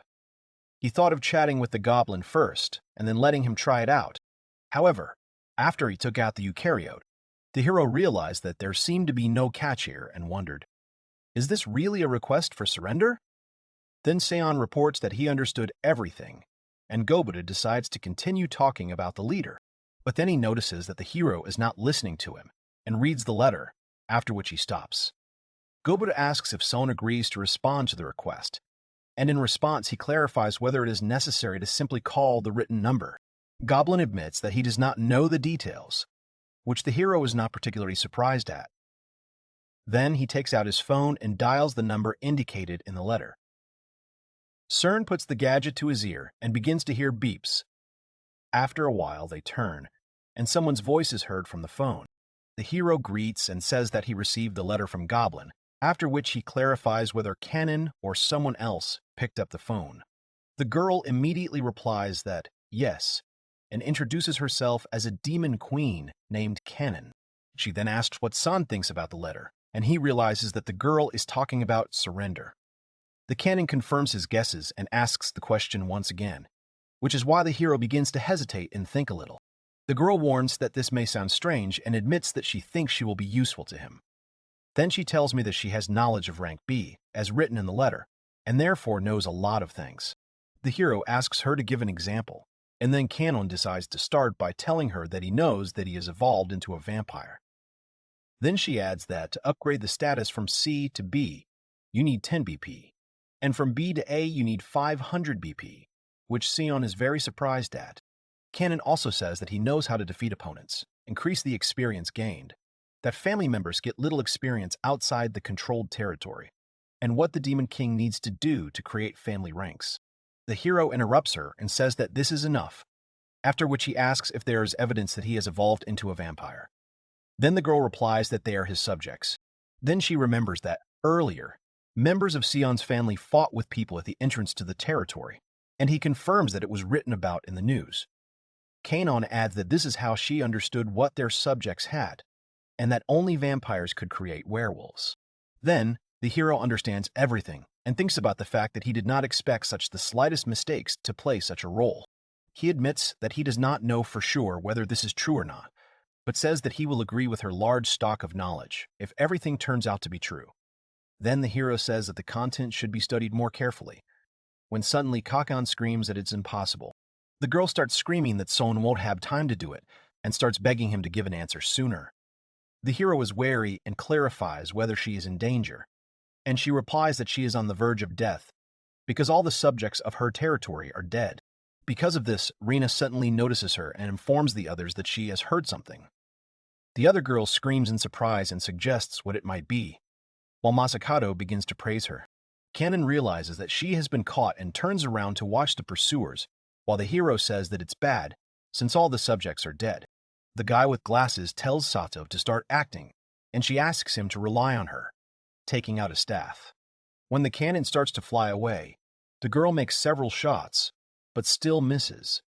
Then Masakado and Rina start running after her. The hero realizes that the cannon is in trouble and decides to accept the surrender, after which he asks what needs to be done. The girl thanks him for his support and asks him to take eukaryotes from Gobita. Xian informs the goblin of his leader's order and asks him to give up the eukaryote. He obeys the order and takes out an object from the cloth. Gobita then hands the eukaryote to the hero, and he takes it with one hand.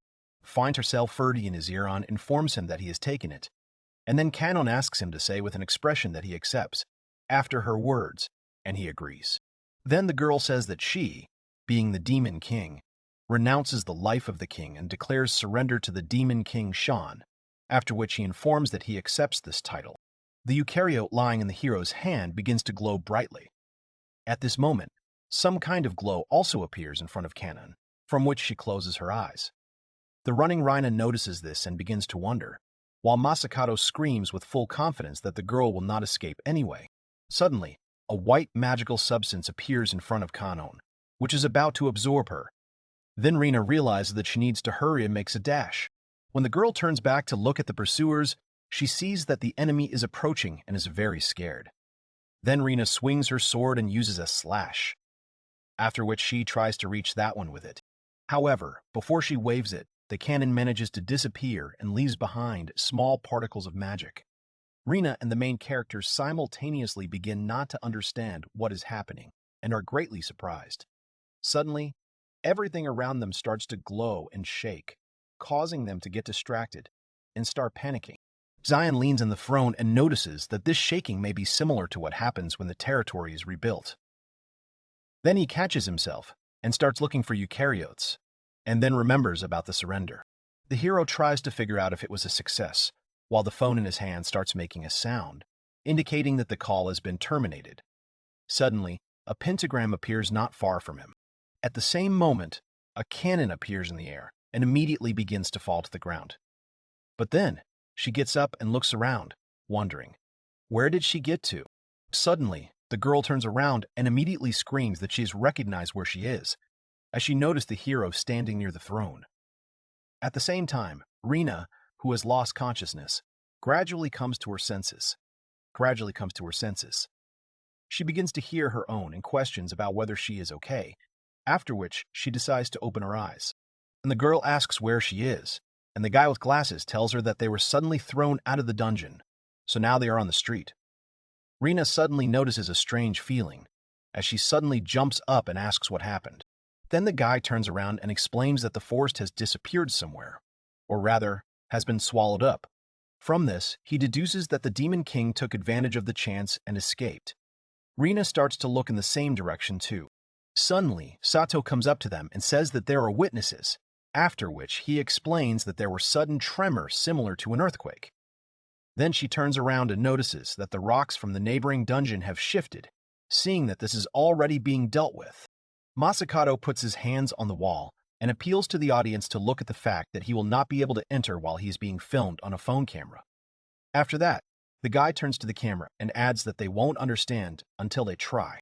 Then other people approach him and make sure that the wall really appeared, after which they begin to shout that he is not lying.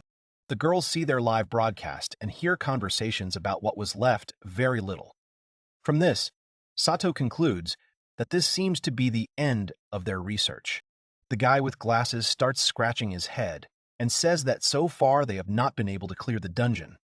But then, he adds that this was the last dungeon to get permission to enter the place of earnings and suggests going to another one.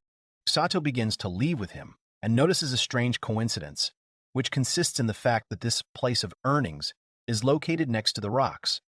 The guy agrees with her and assumes that the forest has connected with them. Suddenly, another girl runs up to Rina from behind and tries to hug her, shouting that she should not be sad. She complains that she is not sad, and then the girl says that she needs to smile, since the journalists have already come. Then they both turn around and see a crowd of people with cameras gathered nearby. A tired smile appears on Rina's face, while her partner leans on her and stands in a photogenic pose. The main character looks at the screen of his phone, on which notifications are visible that he controls the territory of the Demon King Canon, about the successful disposal of unnecessary items for the annexation of lands, and the successful annexation of territories.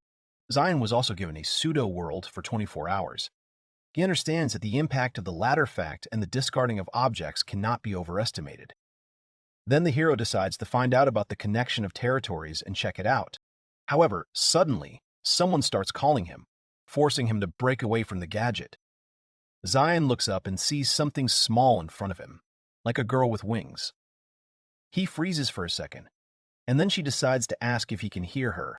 Suddenly, the hero gets scared and screams in surprise, after which the girl realizes that she has finally been noticed and begins to rejoice.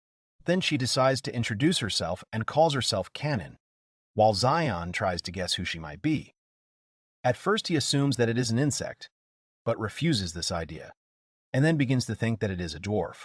Then the hero, hesitating a little, says that he is glad to meet you and in response introduces himself as Zion. After that, the girl says that she was very scared when she was suddenly thrown to an unknown place and when the person in front of her was on the phone, not noticing her. Canon admits that she thought she was not visible, which is why the hero awkwardly looks away and tries to find what to say. Suddenly, he decides to squeeze something out of himself, but at the moment he gets lost, wondering, what should I tell her?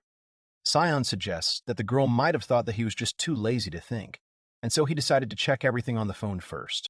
Finally, the hero pulls himself together and decides to apologize to Kanon, which she is very surprised at. She immediately screams and begins to convince him that this should not be done, since he saved her life. Then the girl decides to apologize for distracting him when he is so busy. Due to a misunderstanding on the part of both, there is an awkward pause in the dialogue.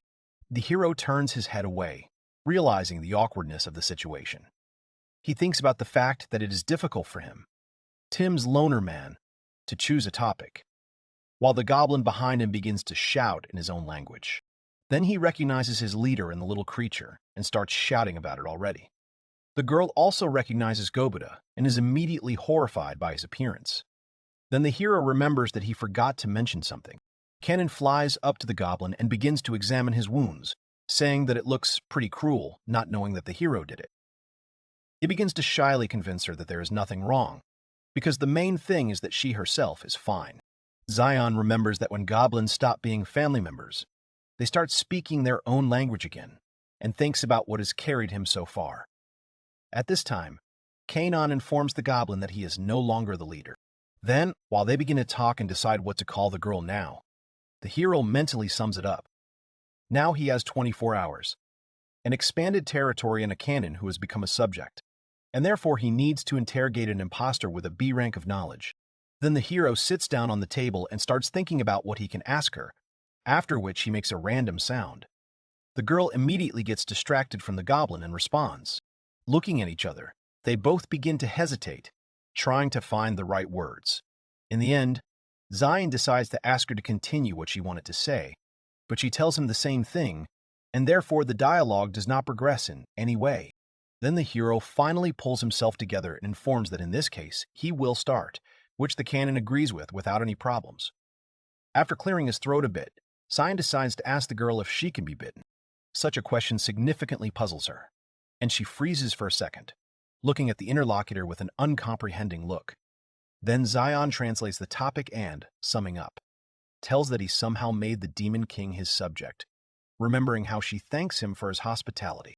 Then Kanon admits that he is very sorry about this, calling himself quite weak. But the hero replies that at first he himself is distrustful. However, the girl says that anyone would behave like that if a foreign subject came with a eukaryote. For some time they continue to struggle on apologies, typical of the Japanese, when suddenly they are interrupted by a goblin.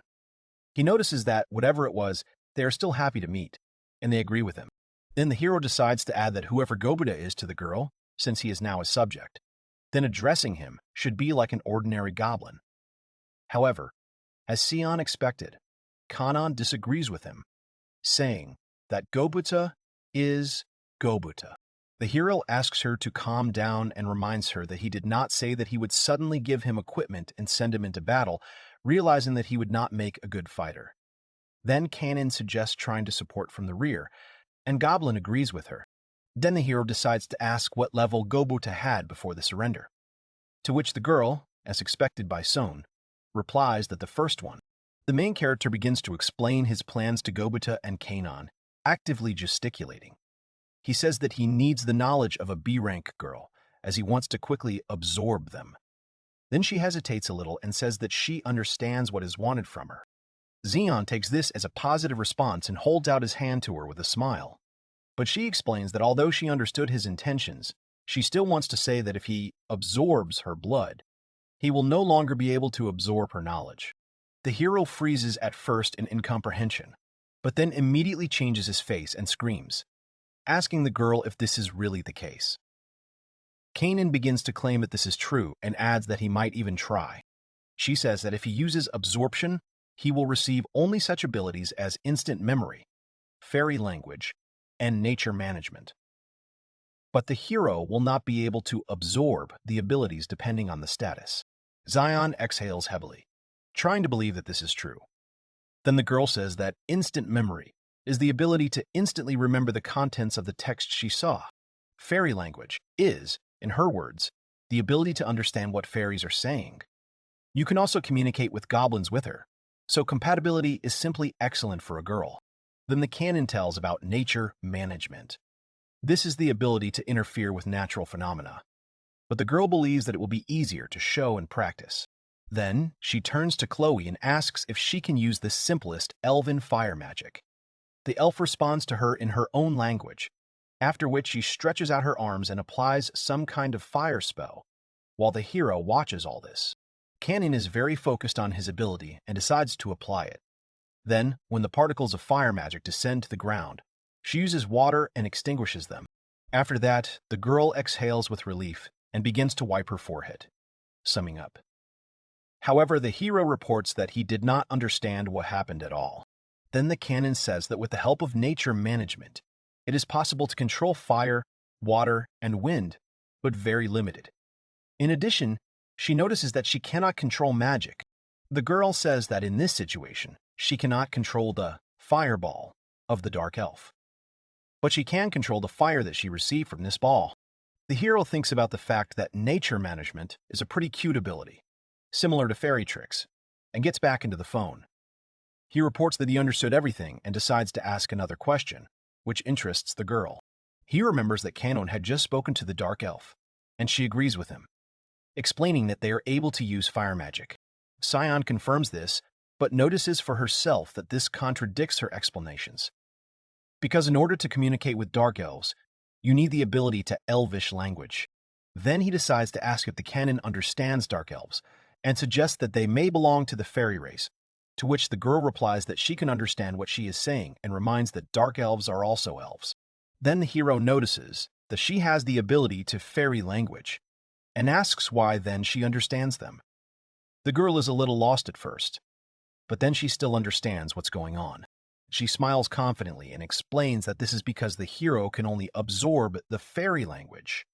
However, the canon itself knows non-human, demonic, heavenly, human, slime, animal, and spiritual languages. Upon hearing this, Zion gets a little shocked. Then he decides to clarify she really knows that much, and the girl replies that she does. She says that dark elves use elvish language or non-human, which she can understand. Well, the skill non-human language can be obtained by pumping knowledge to the rank of D. The hero is surprised by this news and decides to clarify, asking if it is really possible to understand other races by pumping the knowledge status. The canon confirms this. Shiden adds that if knowledge reaches rank B, then Zion will receive a human language. But this will mean that he can speak not only Japanese, English, and German, and Chinese, but all languages of the world. The girl remembers how hard she used to study English and begins to regret the lost time. Then the hero grins and realizes that the only status he spent BP on is knowledge. He thinks about what canon knew about surrender, the peculiarities of this world, and that elves control fire magic. Sion thinks she understands the absorption effect better than he, who owns it. Now he has a new key that can turn tactics upside down. Information. He remembers Sunji's words and realizes that if you know the circumstances of your enemies and allies, it will be impossible to lose. Zion recognizes that knowledge can be compared to other statuses. So far, he had to act at random, and even though he managed somehow, he could have made a big mistake. The hero remembers the moment when he first distributed BP. Then, without understanding anything, he pressed everything and distributed 17 BP for rafting. After that, his rank became B, but in the end he did not have CP, and therefore it did not play any role. Now he has learned from canon that to raise the rank of C to A, you need 50 BC, and that the status of knowledge turned out to be very significant. Zion thinks that if he didn't know anything and distributed the experience in the same way, he could get into a bad situation. Then the main character decides to ask what level the canon has, which is why she is immediately distracted by it. She replies that she has the 3rd level, and Zion takes note of this. Then he assumes that the girl spent 17 BP if she has knowledge of rank B, and she replies that this is exactly the case. The hero understands that if he had not been the elected king and would not have received a bonus of 10 BP, then the total number of BPP received would have been 20 to 10 initial and 10 for 2-level increases. He suggests that when she upgraded her knowledge to B, she became 3 BP, which sounds tragic. But the canon explains that the rest of her statuses are D, and suggests that creation and fusion have disappeared due to the fact that she has ceased to be the king of demons. Zion thinks about the fact that if you count by her level, then these items have really been capitulated, after which she decides to ask if she really lost the creation and fusion, and whether she still has P from them. The girl reports that the BP was not returned to her, which is why they disappeared, as if they had never existed. Then Zion thinks about something and looks at the phone again. Seeing this, Kanon begins to hesitate and try to say something. Then she finally pulls herself together and admits that she understands that she is not in a position to ask for such a thing, when suddenly the hero gets distracted and clarifies what she is talking about. The girl very politely asks if Zion can call her by her first name, and he immediately understands what is the matter, adding that it is somehow uncivilized to address her by you. Then she suggests calling herself Kanon, after which the hero pronounces the name several times. Then he agrees to call the girl by name, which makes her happy and thank him very much. However, suddenly the hero decides to ask instead, not to call himself with the prefix Sama, but also just to call by name. The hero remembers that Kanon is the first girl who asked to be called by her first name, and therefore decided to ask the same thing in return. Then he imagines himself and the girl together and assumes that now he will go from being a loner type to a normie type. However, contrary to his expectations, Kanon refuses and says that he looks older. She suggests calling him Shuon-san, but still agrees with her. Then, the hero decides to go back to the previous topic and remembers that it has the 3rd level. He asks why she upgraded her knowledge to B, and then everything else to D, after which the girl begins to hesitate. But then she says that when she first launched the project to save the world application, there was a special service item. After she asked a question, she was given a 10 BP bonus, and then the hero realizes that this was not the advantage of the chosen ones. Suddenly, Sion decides to ask what the girl asked, which makes her a little scared. However, the hero still remains looking at her while she tries to find the words. Finally, She pulled herself together and says that she asked if it was necessary to save this world, which significantly shocks Siona. Kanon apologizes for this, as he understands that this is a very strange question, but the hero says that this is not the case. He thinks about the fact that Kanon looks like a cute fairy and answers all the questions he asks, but realizes that you should not forget that she is a former demon king, determined to chaos. Suddenly, the girl interrupts him, asking what he thinks about the answer she received. When he asks about it, she tells him that she was given a special answer. Kanon begins to get very angry, as she thought a lot about the question. And in response, she was offered to check for herself. She remembers a text that said that being chaos is the best choice for her, and therefore the girl can decide whether to save this world or destroy it. Kanon begins to swear, saying that this is unfair and that she believes that she has not been answered, while the hero watches this with an uncomprehending look. But suddenly, he starts laughing, and the girl asks what caused this reaction. Zion admits that he just thought she was too serious, which makes her start to wonder. Then the hero decides to ask the next question and clarifies whether she is the Demon King now, in response to which she tells that she now belongs to the pixie race. Then she decides to show her status, but Zion says he can't see. Then he looks into the notes where he wrote down everything that Kanon said and sees everything there, starting with her name, affiliation, and race, and ending with all her special skills. The hero notices that in addition to Creation and Warbler, CP is also missing, after which the girl tells that compared to when she was the Demon King, her body has decreased by Mruel, considering it unfair.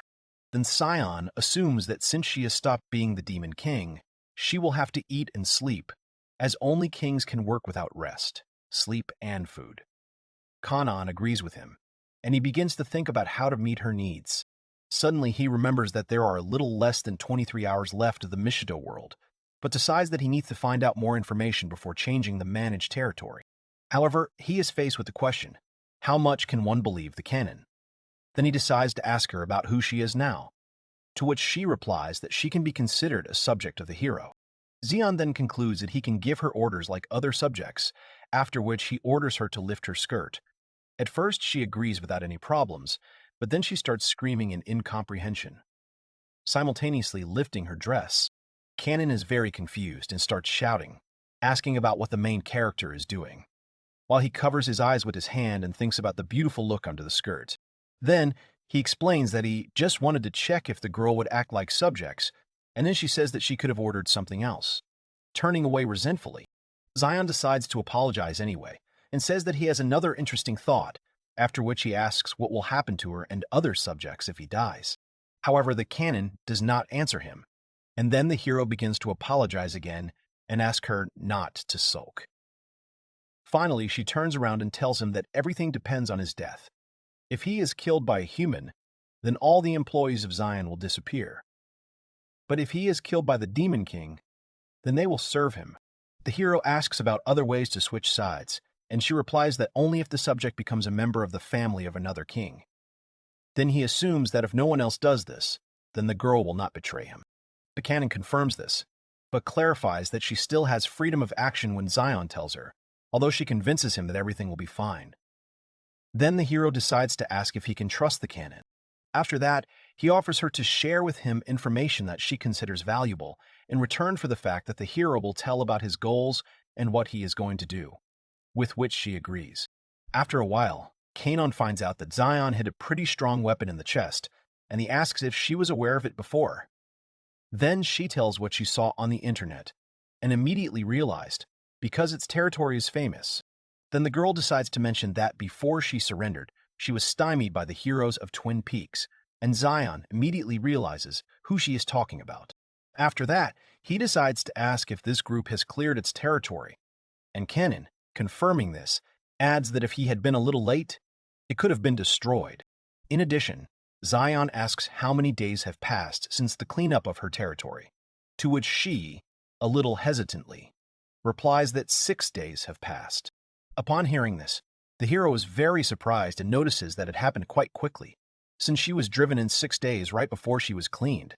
But the canon replies that there is nothing to be done about it, since it unsuccessfully formed its territory. Then Zion assumes that if her possessions are too weak, The heroes of Twin Peaks have collected a lot of valuable loot, but the girl asked him not to say so, although she later agrees. She reports that there may still be first-level demon kings whose territory may be even weaker compared to hers. However, the hero says that this is unlikely, because for sure there are only 2 levels left. Kenan asks why, and then he assumes it's because of the distribution. She clarifies whether he is talking about the moment when they received the test results, and the hero confirms her guesses. Xion then says that all the demon kings have become chaos, and suggests that in order to obtain it, a person must be assertive, lack the ability to cooperate, and should not enter society before the world-saving project. From this, he concludes that you need to be someone who adapts well, because people who are able to adapt are elected, after which the canon asks why he thinks so. Xion says that the world-saving project will save the world through the war between chaos and order. In this project, chaos is mostly infringed upon, and therefore is in the minority. Only after level 10 can both sides go beyond their territories. He then says that, in addition, chaos needs to defeat not only humans, but also other demon kings, which he considers rather odd. Then, the canon notices that kings have abilities higher than humans, since they can create subordinates and equipment. And although the hero admits that this is a great advantage, he still continues to believe that they are disadvantaged. Xion remembers his assumption, after which the girl turns her full attention back to him. He says that here, the question arises as to why the war does not begin if chaos is infringed and everything is so unfair. Then the hero explains that if you believe the information from the internet, there are about 16,000 demon kings and their territories in Japan alone. And since the number of protected territories for yesterday was 120 wa, according to his calculations, 99% of the kings are still alive. Xion says that after that you might think that they have an advantage, but this is not the case, because 17 days ago the percentage was 100. He assumes that this indicator will decrease day by day, and the canon agrees with him. Then the hero looks into the phone and says that in 37 days since the beginning of the war, the demon kings have been resisting well. In addition, he notes that the first territory was cleared after 29 days, while for Japan it was already 30 days. Xion concludes that if there weren't adaptable demon kings in this world, there would be more cleared territories, and canon agrees with him, saying that it sounds pretty logical. Then the hero adds with a smile that the only exceptions are the kings who spent all their points on knowledge. Turning to the girl, Kanon snorts in displeasure, after which he decides to draw a conclusion based on this, when he suddenly notices her very strange appearance. Xion asks her what happened, but she replies that nothing like that happened. Then he decides to order her to say what she thinks, which makes her hesitate and tells her that it's difficult for her to do something, because the hero is very smart. But suddenly, she says that if this continues, then her plans will come true. Xion asks what these plans are, and the girl tells him that she plans to take, thanks to this information, the place of a military strategist, or in the general staff. Finally, she closed her mouth, but it was too late. The hero understands her and says that after becoming a subject, nothing can be done, after which the canon admits that it is rather not a plan, but a hope. Xion informs them that they have a search tool and begins to rejoice at it, and the girl tries to understand what he is talking about. Then the hero says that she can become both a military strategist and chief of the general staff, but before that she will have to show what she is capable of. Kanon reports that she understood everything, while Gobita is happy because she is all so well. There are 18 hours left until the end of the pseudo-world. The hero reads information on the phone about the experience needed to get the level of a non-demon king, received from enemies of different levels, from monsters, gaining experience by subjects, about the amount of evolution. From the large amount of new information, he and the girl get a little tense and think about something, starting to mumble. Kanon apologizes to Xion, saying that it's all because of her, but he replies that no one knew this would happen. However, she says that she actually knew about it, but did not pay attention while the hero is trying to figure out what the matter is. He looks into the section about himself and his territory and sees that he is the king of demons, has 2 eukaryotes, while his area of his territory is 12 square. The population is 0. The height is 3 floors, and the territory itself belongs to the dungeon type. Xion remembers that after receiving a little information from Kanon, He got confused in one difficult place, after which he tells the worried girl that he can sum up. He then tells her that he first received her territory after the surrender, and after increasing it, he increased his DP limit by 50. Shion calls this a great advantage, and then adds that by placing other items, you can further increase the limit. But then he notices the disadvantages of surrender. Since the canon territory has disappeared, it will have to be recreated.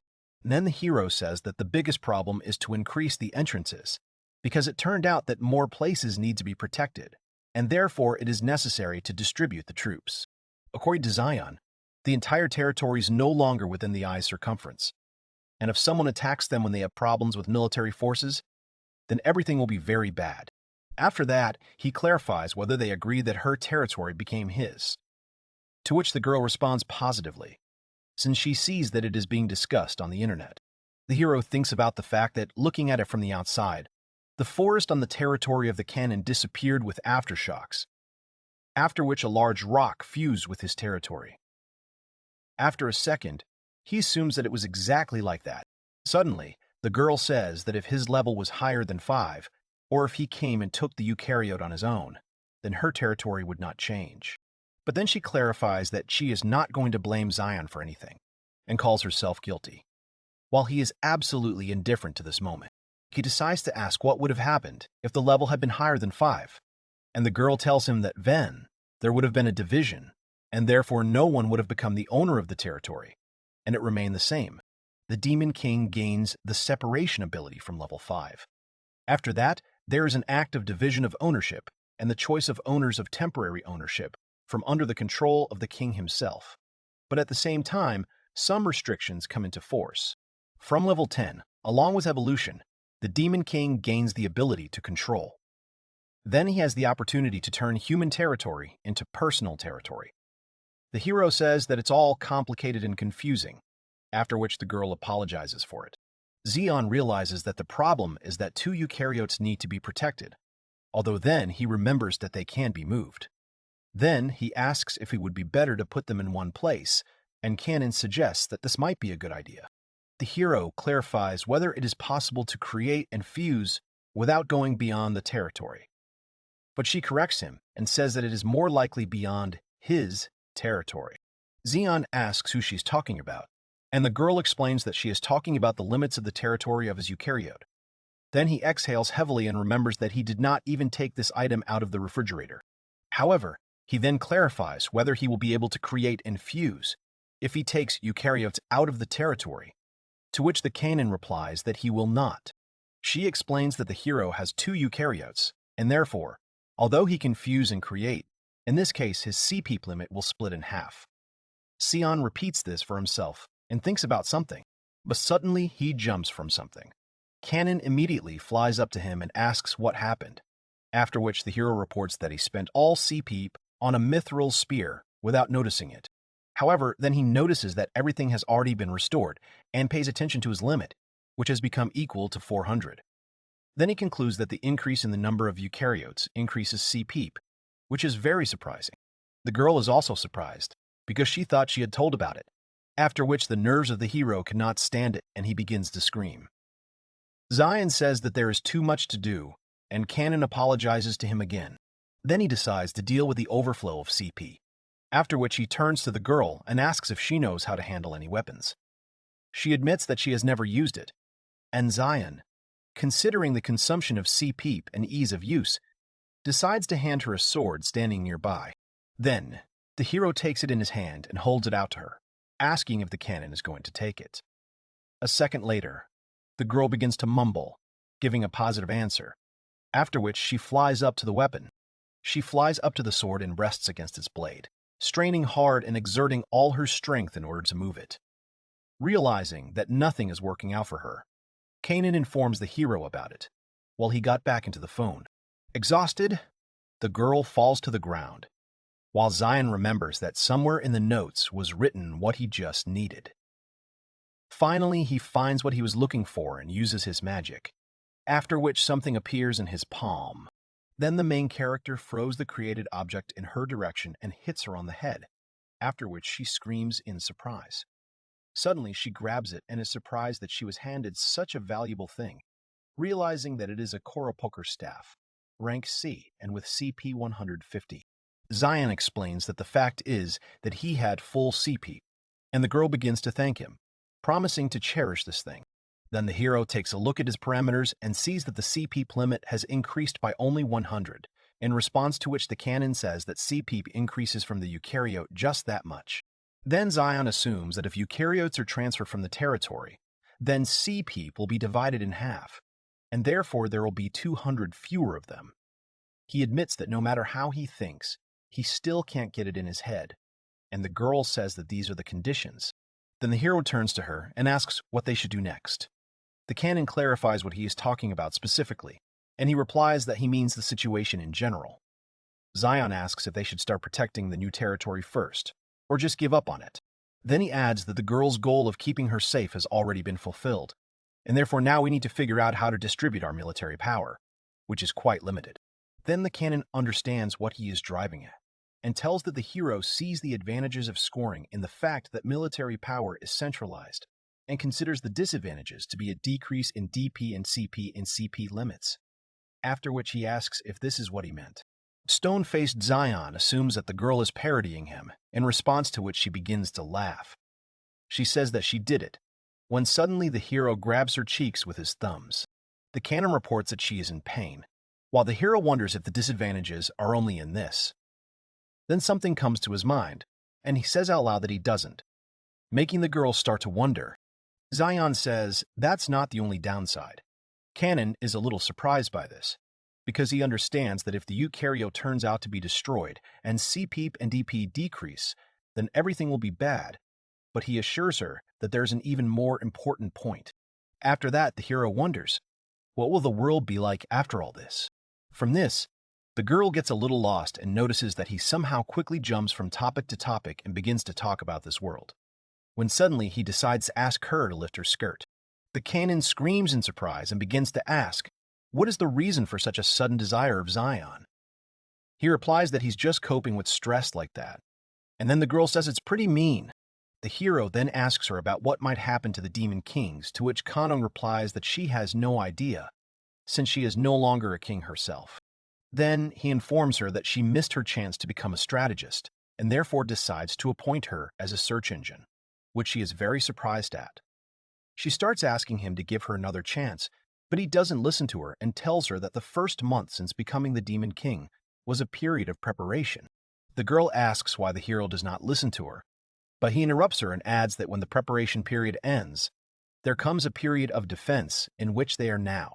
Zion then reveals that many Demon Kings create family members and release them outside the territory. Thus, by defeating other kings, they expand their possessions. From this, he concludes that a royal election is taking place now, and after that, when Kanan asks about it, he explains that this is an election between the strongest and weakest demon kings. According to him, then the remaining demon kings wreak havoc in their regions. Thus, the hero and the girl will enter the era of rivalry between the demon kings and humans. He then recalls that the demon king who survived to the last is the winner and concludes that if all the kings are defeated, then the people will win. The girl agrees with him, after which she asks what it means, and the hero realizes that she did not catch the connection. Then the canon assumes that there will be a war between the demon kings in the near future, and Zion clarifies that this is an election of kings. When asked what it takes to become the strongest, the girl answers that the level is DP and CP. Then the hero says that CP is needed for attack and defense, DP for defense, and then asks how to increase them except by raising the level. The canon says that it is possible to conquer territory, Zion, although he agrees with her, notes that the controlled area is limited, although countless. Then he suggests aiming at lower-ranked territories, but realizes that there will be few of them. Because of this, he has a question. What happens if they score on a controlled territory? The girl explains that in this case, she will be cleared, although they will not capture her. But then she adds that it is not the demon kings who purify her, but people. And then the hero asks if the kings can take over the territory cleared by people, after which the girl understands what he is driving at. Then the canon tells that in order to return the cleared territory, you need to level up to level 10 and learn how to manage, because of which the division will be lost.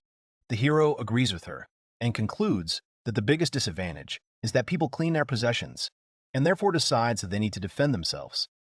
Based on this, he suggests starting to create territories, and the girl agrees with him. There are 3 hours left until the end of the pseudo-world. As a result of the development of the concept, the creation of a controlled territory was carried out, the first of which was ruled by a hero, and it has subjects and traps. Serious enemies will be killed there. A second territory was also created, which was governed by the canon. It will be intended for a place of earnings. It's been 100 days since the main character became the Demon King. Og looks at his phone with a dissatisfied face and flips through the feed on the social network. Suddenly, he wonders if this is not too unfair on the part of people, since chaos has much fewer advantages. However, the girl does not understand why he began to think so. Then the hero asks if the girl has seen the social network of the webmaster and tells him that he already has level 13. Kanon tries to figure out who he is talking about and remembers that this is the Silver Hero.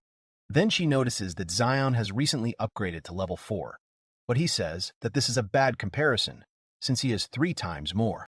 The girl explains that this is because it is easier for people to level up, after which the hero asks what her level is, and she turns away from the awkwardness.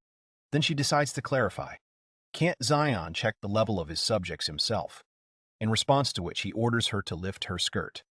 Kanon starts screaming again and admits that she has gained level 9. This upsets the hero, since her indicator is many times greater than his, while the girl asks him to cancel this order. After that, she admits that Zion does this too often, but does not dare to continue this conversation. Kanon then tells us that Demon Kings are just more difficult to level up by their race, so there's nothing you can do about it. The hero sighs heavily and reports that he can understand this. Suddenly, he notices that the number of enemies they defeated is about the same, and asks the girl if she feels injustice, to which she replies that there is such a thing. Then she tells me that the BP she gets for leveling up is the same as that of humans, that is, 1. But since the hero is the king of demons, he gets 5, which he agrees without hesitation. Then Zion, starting from this, concludes that if you convert his level to human, then it will be equal to 20, and adds that he also has signs of leveling, except for the level. The girl understands that he's talking about special abilities and is interested in the rank of his spear possession, to which he replies that the rank has increased to E. Then, the hero tells that he discovered that spear techniques and other special abilities related to weapons can be developed through training. As a result, he gained the possession of a spear of rank E without absorption. Then the canon says that if he pumps up to C, he will learn a new ability, and the hero is a little surprised by this. She is also a little surprised that Zion didn't know about it, as she thought she had already told him about it. After that, the hero decides to return to the topic of the website, and says that, looking at his social networks, it can be assumed that he has a plan for how to clear the territory he is currently occupied with. Upon hearing this, Kanon tenses up and concludes that soon the squad of heroes will be able to keep up with them, starting to fuss. Then the hero decides that he needs to at least upgrade to level 5 before they are attacked, realizing how troublesome it all is. Suddenly he turns around and notices something. At the same moment, Zion snaps his fingers and announces that the invaders have come, looking at new and unfamiliar people. Then the hero decides to greet them and at the same time immediately say goodbye, after which they notice him and get a little scared. Then they start screaming and running in different directions as Zion approaches them to attack. The invaders, who do not understand anything, begin to ask each other about what happened and who is the person who started attacking them. However, the hero, doing this not for the first time, no longer pays attention to it. One man of them decides to cover himself with a shield to protect himself. However, contrary to his expectations, Zion's sword deftly pierces through him. At this time, Kanon diligently swings his staff and uses an earthen dart. After a while, only one girl remains from the invaders, who falls to the ground in front of the hero. He says that she is clearly unlucky, although he understands that not only the order needs to earn experience, after which he takes out a special glass. Then the hero hands her an object and tells her that if she wants to be saved, she must drink from the bowl. However, the girl begins to violently refuse this offer and pushes the bowl away from her. Kanon flies up to them and asks Zion to be careful, thinking that it looks like it won't work out that way. The hero agrees with her that this time it will not work, after which he does not hesitate to pierce the girl with his spear, which soon silences her. Zion then turns to those with free hands and asks them to collect loot from the invaders. He goes to Exhale and asks Kanon if it is possible to drain the blood cup at all, and she replies that compared to other races, the process of becoming a member of the vampire family is more difficult. After that, the story is moved to a later time, 3 days later. The hero sees a post on the internet from a fan that they will soon clear the territory, and is surprised at how fast time flies. He thinks that even if they decide to rest for a day, they will invade the day after tomorrow, realizing that his level is still too low. Suddenly, Chloe comes up to him, after which he orders her to return, since the expedition is over. It's been 103 days since the main character became the Demon King. Today, it's 104. Chloe and the rest of his subjects are starting to look around and admire the surroundings. Blue approaches the table and begins to wonder at the normal food, suspecting that this is all a dream, while Silver tells him that he is behaving uncivilly. But in response, the goblin notices that he himself is wagging his tail, after which he begins to swear. Suddenly, Chloe approaches the hero and admires his good-natured attitude towards such inferior beings as them. Then she walks up to the dilapidated barn, which costs 3 CP, and begins to believe that she deserves it, to which Zion is a little surprised. Then Hoke comes up to him from behind and calls it a wonderful place, adding that the hero is trying his best, even for such inferior creatures like them. After that, he spreads his arms to the sides and thanks Zion separately. Seeing how his subjects look at him, the hero decides to agree, backing away along the way. At this time, the goblin was already eating sandwiches on the table with both cheeks. Suddenly, Kanon arrives to them and notices that the family members have returned. Chloe decides to ask who she is, which makes the hero remember that he hasn't introduced them yet. But the girl introduces herself and calls herself Kanon, after which she tells that Zion can now create a 4th floor, and that she helps him with the arrangement of this area. Then, the hero informs that he would like to know the results of the expedition, and Chloe immediately informs that they are all ready. However, he answers that he does not, and explains that first you need to defeat him.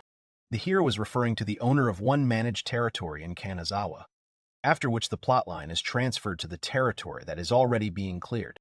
The man, another member of the Twin Peaks team, defends himself from the attacks of the king, who controls these possessions with a shield. However, the blows turn out to be so strong that they eventually knock him down. Falling to the ground, the man screams in surprise, and a girl with a staff standing nearby asks if everything is okay with him. Then, when he gets up, she uses treatment, after which the wound on the fighter's arm quickly closes, as if it never existed. The man addresses her, calling her the Holy Virgin, and thanks her for her support. At the same time, the king himself, who manages this territory, is amazed at the insolence of the intruders. Suddenly, Masakato appears in front of him, immediately ready to attack. Other allies support him, after which he uses a flash push and collides with the enemy's shield. At one point, their eyes meet, and this gives Masakato even more confidence because he understands even from the face of the enemy that he is not in the best position. At this time, the leader of the Twin Peaks team sees that his ally is distracting the enemies well and decides to take advantage of this chance. He believes that it is necessary to destroy the eukaryotes before it is too late. The guy uses an ability related to his eyesight and looks around the entire area around him. Suddenly, he notices a strange flicker from under the table and realizes that the eukaryote is there. Lifting the tablecloth, the leader opens the refrigerator and takes an object in his hand, informing everyone that he has found the most important thing. Then the local king gets furious and is going to attack him. Rina and Masakato start shouting to their leader about this, calling him Ando, after which the crystal on the king's staff releases a magic ray. He, in turn, hits the guy and forces him to release the eukaryote from his hands. Then, he decides to throw the object to Rina, shouting at her about it. A serious-minded girl reports that she understood him and swings her sword. Seeing this, the king begins to shout that he will not allow them to destroy his eukaryote, when suddenly, a guy with a bow nearby uses a rain of arrows. This prevents the king from attacking the girl and starting to defend himself. Seeing that everything is going according to plan, the guy screams at Rina to act right now. Then the girl swings her sword again and uses the cut skill, breaking the eukaryote into two parts. After that, the king's body begins to disappear, as if burning, which causes him to start screaming. Realizing that the battle is over, people begin to rejoice. The girls begin to praise each other, while Masakato turns to the camera from which the live broadcast is being conducted and reports that they have won, realizing that the audience saw everything with their own eyes. Then he tells them that tomorrow they will start cleaning up the 5th territory in Kanazawa. After which he adds that he expects good support from his subscribers. The girls begin to look around happily, realizing that they have won. At this time, a man with a shield approaches Masakato and asks why he ends the stream, to which the guy reacts quite sharply. He tells his partner to shut up and explains that he did it reflexively. While Ando watches all this with a sneer, suddenly he turns to all of them and announces that they have finally been able to do this, after which he turns to Deguchi, Suzuki, Tanaka, and offers to avenge his fallen friends. 2.5 months have passed since that day of the great transformation that swept the whole world. The leader of the team, Ando Hidea, a level 12 adventurer, suggests starting a sweep of the 5th territory. He then clarifies that in this way they will save humanity from decline, after which he introduces a level 13 warrior, Miyamoto Masakato, and a level 12 warrior, Makino Yuya. Ando also suggests not to regret his fallen comrades, and casts a glance at a level 11 monk named Kaima Saori and a Mori Hajime, a level 11 adventurer. The leader says that they, the Purifiers, will take a new step for all mankind, looking at the level 13 warrior Sayama Reina, after which the guy's allies begin to sincerely support him. An hour later, they go to the territory of Zion and attack it. Ordinary mice start running around people on the floor, and bats fly in the air, which causes Yuya to panic and starts swearing, while the leader calms him down. The guy turns to Ando and says that this dungeon is too different from what is known about it, since there should have been ghouls here. But Masakato in response asks him to calm down, although then the mice start flying past him, forcing him to change his mind and start thinking that the situation is really not that good. Then Ando decides to explain that such changes are absolutely normal for the territories. However, Saori disagrees with him and says that such a number of bats is not the norm, admitting that she feels disgusting. Suddenly, Masakato interrupts them all with his shout, informing them that he saw some kind of chest ahead, and suggesting that there would certainly be some interesting loot. Then he remembers that he got his silver spear here, after which he goes to the chest while Ando shouts at him to be careful. At this time, Hajime decides that he can take a little break, and Sato agrees with him. After that, Masakato goes to the chest and opens its lid. But suddenly, his face changes and he screams in surprise. At the same moment, a flock of bats starts flying out of there, scaring the guy very much. Hearing his screams, the rest of the people are also alert and immediately turn around. Ando immediately rushes to Masakato, asking what happened, and takes a look at his weapon, which has changed. Picking up the guy's staff, which turned into a wooden stick, the leader concludes that this is still a rather troublesome dungeon, when suddenly Yuya calls out to both of them. He points his finger into the distance, and says that he saw a descent down, in front of which the slimes are holding the defense. Hajime notices that the security looks pretty flimsy, and then asks Ando to do an analysis. He uses this ability and tells them that the guy was right, and they are now facing F-rank slimes. They are a little surprised by this, but the leader asks everyone to be on the lookout anyway, as this could certainly be a trap. He then asks everyone to gather in a bunch and turns to Sato, asking her to attack Fran with magic, to which she agrees. After that, she stands in front of everyone and holds out her staff. The girl uses a fire spear and demolishes slimes with a wave of flame. When clouds of smoke form around everyone, people stand up in a stance, preparing for a fight, and Rina decides to use the incision. However, after she scattered the clouds of dust, she saw only the descent down, which no one is guarding anymore.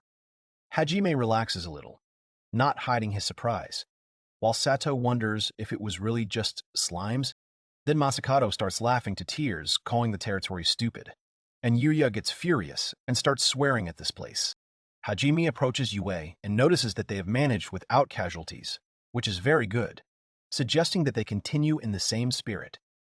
Then they carefully descend the stairs underground, after which they are greatly surprised by what they meet in the next room. A huge and dark cave with many branches appears in front of them, in which someone's bright eyes are visible. Saori asks what kind of place this is, After which the guys notice that this room is very wide, since they can't even see the walls. Suddenly Masakato starts laughing and calls the cave a monster house. Then Sato wonders what the demon king of this territory was thinking when he did such a development, and Saori notices that these kings themselves are quite strange. Yuya then approaches Ando and asks him what they should do now. The guy understands that he is talking about mapping and admits that it would be logical to retreat and make a plan, but suddenly an idea comes to his mind. He remembers that usually after exploring one floor, they move on to another. In parallel, they record what monsters they meet on the way, the features of the floors, and pass the dungeon. Suddenly, Masakato comes up to the leader and leans on his shoulder. He admits that he does not want to go through the first floor several times, after which he points his finger forward and points to another descent down, which is highlighted by something. Then, they come to this place, and A notices that everything seems to be telling them to come here. After hearing this, Yuya admits that she also thinks that they should continue. Then he adds that although the first floor surprised everyone, but fortunately, everyone remained intact, and therefore assures that it is possible to continue, even according to the condition. Suddenly, Saori also decides to report that she does not want to go through the floor several times. Then Ande agrees with them and makes sure that they still have the strength to continue the research. Then he reminds himself that many people support them and expect them to clean up in a day. After that, they stand in a circle and stretch out their fists, talking together about continuing the research and agreeing with each other. The story is transferred to the past, during the restructuring of the managed territory. The canon decides to ask the hero if he will make a residential area, in response to which he asks what it is. Then, the girl tells that the monsters have a preferred habitat and explains that if there are residential areas, they will be able to get food for themselves. Suddenly, she remembers something and tells Zion that she learned from her subjects that he did not give them food, but he does not understand what the girl is driving at. Then Canon immediately changes his face and says that he heard that the hero gave them defeated people and subordinates to eat, which Zion agrees with without any problems, remembering that they even did it themselves without his help. He says that most subordinates have a short period of time from creation to defeat, and explains that it was a pretty logical act. But the canon is horrified by this and cries out that this cannot be done. She says that this should be done only in emergency situations, and asks to treat her subjects better. The hero immediately agrees with her, even interrupting her, and asks if there will be any effects if they are given normal conditions. The girl replies that, and explains that if the subjects are fed and given blood, they will multiply, and therefore it will be possible to increase their number without spending seipi. Zion takes note of this and calls it a big plus, after which Kanon thanks him for understanding. Then the story is transferred to the fourth floor of the first managed territory. The girl sees high and green hills around, between which flows a beautiful river reflecting sunlight, and begins to admire these views. At this time, the hero is in a very tense state, because he is weak to sunlight. Kanon remembers the efforts that created everything that is now around her, when she suddenly turns and notices Zion sitting under the shield that Silver holds. In the end, the hero decides to go back to the cave, but the girl calls out to him and asks if he's really leaving. In response to this, he reacts quite sharply and asks not to look at himself like that. The stories move forward 3 hours after the start of the assault on the second level. The Twin Peaks team is fighting monsters. Ando, who is in the middle of a battle, tells us that the ghouls, despite their monotonous movements, are strong and stubborn. He then says that it is easy to win if you hit the target exactly, but notices that wolves have fast movements and good coordination. In addition, countless arrows begin to fly at people, because of which they steadily receive more and more wounds, as fatigue accumulated. A little later, 3 more hours have passed since the start of the assault on people, but the team is practically not moving along its path. The goblin sitting behind the rocks shoot a lot of arrows and hit one of the team members, namely Hajime. He begins to scream, while the rest of the monsters continue to attack him, and the leader worries about his ally. Ando calls out the guy's name, and he asks him to run away while the ghouls begin to devour him. Something akin to compassion appears in the leader's eyes, and he apologizes to Hajime for abandoning him. After that, he turns away and begins to hear the screams of his comrade. Suddenly, Yuya turns to Ando and asks what he is going to do, offering to turn back. Then the guy starts to decide what can be done in such a situation. Then Masakato starts laughing again and says that he does not want the time that has gone all this way to be wasted, in response to which Yuya informs him that now is not the time for jokes at all. But the guy explains that he is absolutely serious and offers to walk to the bus stop. Then he adds that he means that it will be difficult to turn back, since they will still have to look at the plan, after which he asks the leader about it. 4 more hours pass from this moment. The wolves start fighting the humans and grab one of the girls. Yuya starts rushing towards her and calling her by name, calling Mai, while Hajime holds him. The girl asks him not to call her, when suddenly the wolf tears her apart, interrupting her speech. This makes the guy start to struggle and scream with even more force, while Hajime says that if he goes there alone, he will also be killed. In the end, the girl asks Yuya not to die and stay alive, after which she falls silent. 10 hours after the start of the assault on the second level, 3 defenders were already killed. Suddenly, Masakado comes up to Yue and asks him if he is okay. But after that, the guy turns abruptly and grabs him by the shoulder. Yuya starts shouting in the face of an ally that this is why he said that they should turn back, which makes the guy very scared. Then Masakado claims that he never said such a thing. But the guy remembers that his friend himself said that they should go to the stop, starting to shake him from side to side. Then Masakado starts laughing and says that Yuya is now posing as a victim because his girlfriend is now dead. He then adds that if she was so important to him, the guy wouldn't have brought her here, acting like a fool, after which Sato turns in their direction. She notices that these 2 guys are fighting with each other again, when suddenly something makes her take her mind off the sight. The girl begins to feel the wolves grabbing at her clothes and begin to pull at herself. Then the frightened Hajime turns to her and screams in fright. Hearing a strange sound, Saori decides to turn around and sees in front of her a lot of wolves that surrounded her. At the same moment, she starts screaming that she can't leave and that she's in pain, to which Rina immediately reacts. At this time, Sato is trying to cope with another pack of wolves that have clung to her clothes. In the end, she puts her foot on the mouth of one of the monsters and pushes it away from her, after which she uses a fire spear, and Hazedime uses a rain of arrows. At the same time, Rina runs up to the girl and uses a punch with which she cuts the wolf in half. Then the monsters get scared and start retreating, running away in the opposite direction. Saori turns to Rina and reminds her that she needs to protect her a little better. The girl apologizes to her and explains that her hands were busy, but she reacts very sharply to this and asks what she is talking about. Saori then swings his staff and applies his power. Particles of her magic reach Sato and restore her clothes. The girl uses help, after which she restores her clothes. Looking at all this, Rina calls out her name. However, Saori reminds that she is a healer and that her partner cannot even heal wounds without her. She then points out that Rina is supposed to protect their squad, which causes her to fall into a stupor. Suddenly, she turns towards the guys, who are still arguing. Hajime shouts that he was talking about going back, while Masakado says that they will not turn back in such a situation, and asks to look back.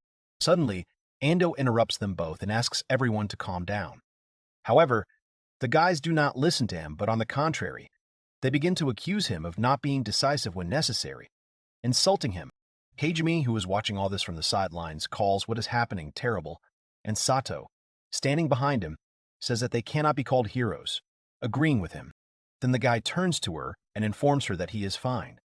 However, when he tries to touch the girl, she pulls her hand away, pushing him away. Hajime notices that they have been through a lot, moving away from Sato a little, but receives only thoughtful silence in response. Suddenly, and breaks down and screams that the guys have already quarreled enough. His voice was so loud that he was able to interrupt everyone in the room. He wonders what would happen if they split up here and asks if they, the liberators, the elected members of Kanazawa City, have forgotten what they fought for. Then Ando says that in order to fix this crazy world and restore the civilization of people, they put their lives on the line, believing in the revelations of the goddess, after which he clarifies whether this is really the case. From such words, Saori begins to worry and turns to the leader, in response to which he admits that he is in turmoil, for which he immediately apologizes. Then he calls out to Rina and asks if she has announced the liberation of this place. At first, the girl flinches, but then replies that it was her. Then Ando tells that he was happy when she said that she wanted to avenge her dead friend, after which Saori begins to wonder. The leader asks if his allies find this strange, and explains that the name Breadwinner is used to hide it, but the death rate in this dungeon is 30%. From this he concludes that 3 out of 10 people die, but their world will not return to normal on its own. Ando says that the team should know this, and is trying to say that many people are losing their lives because of this, when suddenly something happens. First, he hears the cry of a ghoul coming from behind, after which 2 wolves attack him from the other side. However, the monster does not have time to touch Ando, when suddenly someone's sharp sword pierces through his head. A second later, the leader looks around and sees that the person protecting him turned out to be Masakado, after which he calls out to him. He starts laughing and says that Ando is really the best leader, since even the monsters got bored from his chatter. Yu then covers for the guy and asks if he's okay, to which he replies that he is.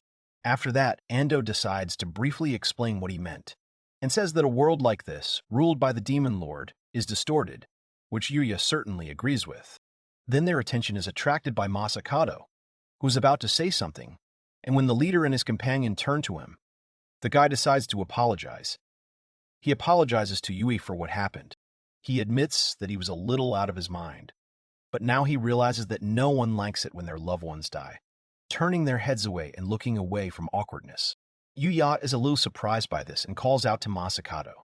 In response, he agrees and offers to defeat the Demon Lord as soon as possible and go back home to light incense. Then the guy with the shield glances at the leader, waiting for an answer and further instructions from him. After that, Ando suggests regrouping and distributes the team members into new groups. He asks Masakado and Rina to defeat the enemies who are advancing from the front, and the leader himself and Saori are called to take the central position, since the latter two will act as a backup team. Ando says that Hajime and Sato can support the vanguard and destroy the enemies on the left and right sides, which they easily agree with. Then the leader decides to pay special attention to Yu and turns to him. He turns to him, when suddenly he immediately informs him that he will cover the rear. Ando says that arrows flying from behind cause a lot of trouble, and therefore concludes that they are probably aimed at those who lack protection. Yuya agrees with him and promises not to let them go through it. Then the team leader smiles and says that he is counting on the guy, to which he winks in response. Hajime then approaches Sato and asks if she is ready. This makes the girl a little embarrassed and remembers what happened before. However, the guy starts stroking her on the head and convincing her that there is nothing wrong with it. Then he adds that he has a sister of the same age, which explains that he just called out to her, apologizing for it. But the girl says that nothing terrible happened and admits that she is sorry too. Then the guy offers her to look after the right side, taking over the left, and Sato agrees with him. At one point, their hands accidentally touch. At this time, Saori approaches Rina and addresses her. She apologizes for what happened a little earlier and asks to call herself as she suddenly gets hurt, which is why the girl expresses her gratitude. Ando tells everyone to take the shortest route to the stairs to the 3rd level and explains that they don't have to defeat all the enemies. Rina immediately swings her sword, realizing that she is about to face the enemy, while the leader reports that they are almost there. Then he says that there are only 100 meters left to the goal and asks everyone not to give up. Masakado starts laughing and encouraging Rina, which makes her run faster. Then she uses Punch, and he uses Flash. After these abilities are triggered, the path in front of the guys is cleared of enemies, and then Ando uses Immersion. The guys jump right down. Suddenly, the story shifts to the moment when they become the best class of not conquerors, but saviors of the world. Rina looks into her phone and tells me that thanks to the large number of murders of wolves and ghouls, she has reached level 14. The others begin to congratulate her on such a success, after which Saori suggests that she show her BP as soon as possible. Rina is just thinking about it. Ando tells her that she had the highest physical status. He admits that he is jealous of the speed with which she can develop her strengths, and says that she is on the side of knowledge, since she is an adventurer. However, the leader understands that physical strength is needed to complete the dungeons, thinking that it is always difficult to distribute BP. Then someone notices that each person's way of developing status is different and asks Ando about it. He agrees with this and says that the initial knowledge for class and status is said to be based on personal character and experience, and explains that it is mainly recommended to be honest and develop your strengths. Then he ends up telling the guys to identify their abilities and use them, as this is the key to survival in this world. Masakado asks Yui if he knew about this, and he replies that he did not, starting to laugh. The monsters peek into the corridor of the descent, continuing to growl aggressively. At this time, the guys fall on top of each other, and Saori starts shouting for them all to get up quickly and cheer up. Rina stands up and holds out her hand for her to get up too, when suddenly they both hear Masakato laughing. He asks them to look around and asks if this can be considered a stop, to which the leader agrees. Rina begins to inspect the room she has entered, and suddenly notices something that she is very surprised by. She turns her attention to a strange structure standing in the middle of the room, in the very center of which there is a special crystal. In the room itself, which was part of the previous cave, this thing stands out strongly, at least by its glow, since everything is quite dark around. By this time, Saori gets up and begins to rejoice that they will finally be able to rest. Then the others also admit that they are very tired. Then Hajime tells that he doubted Masakato when he said that he would go ahead, and Yuya agrees with him, while the guy himself begins to laugh.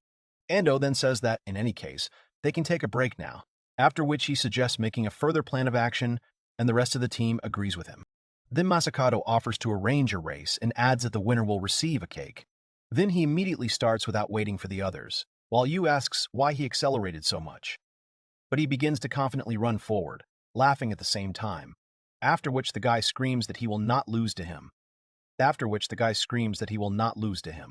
Then Masakato tells Yue that since he is so cool, then you don't have to wait for him, while someone reports that the guy's shield is too big.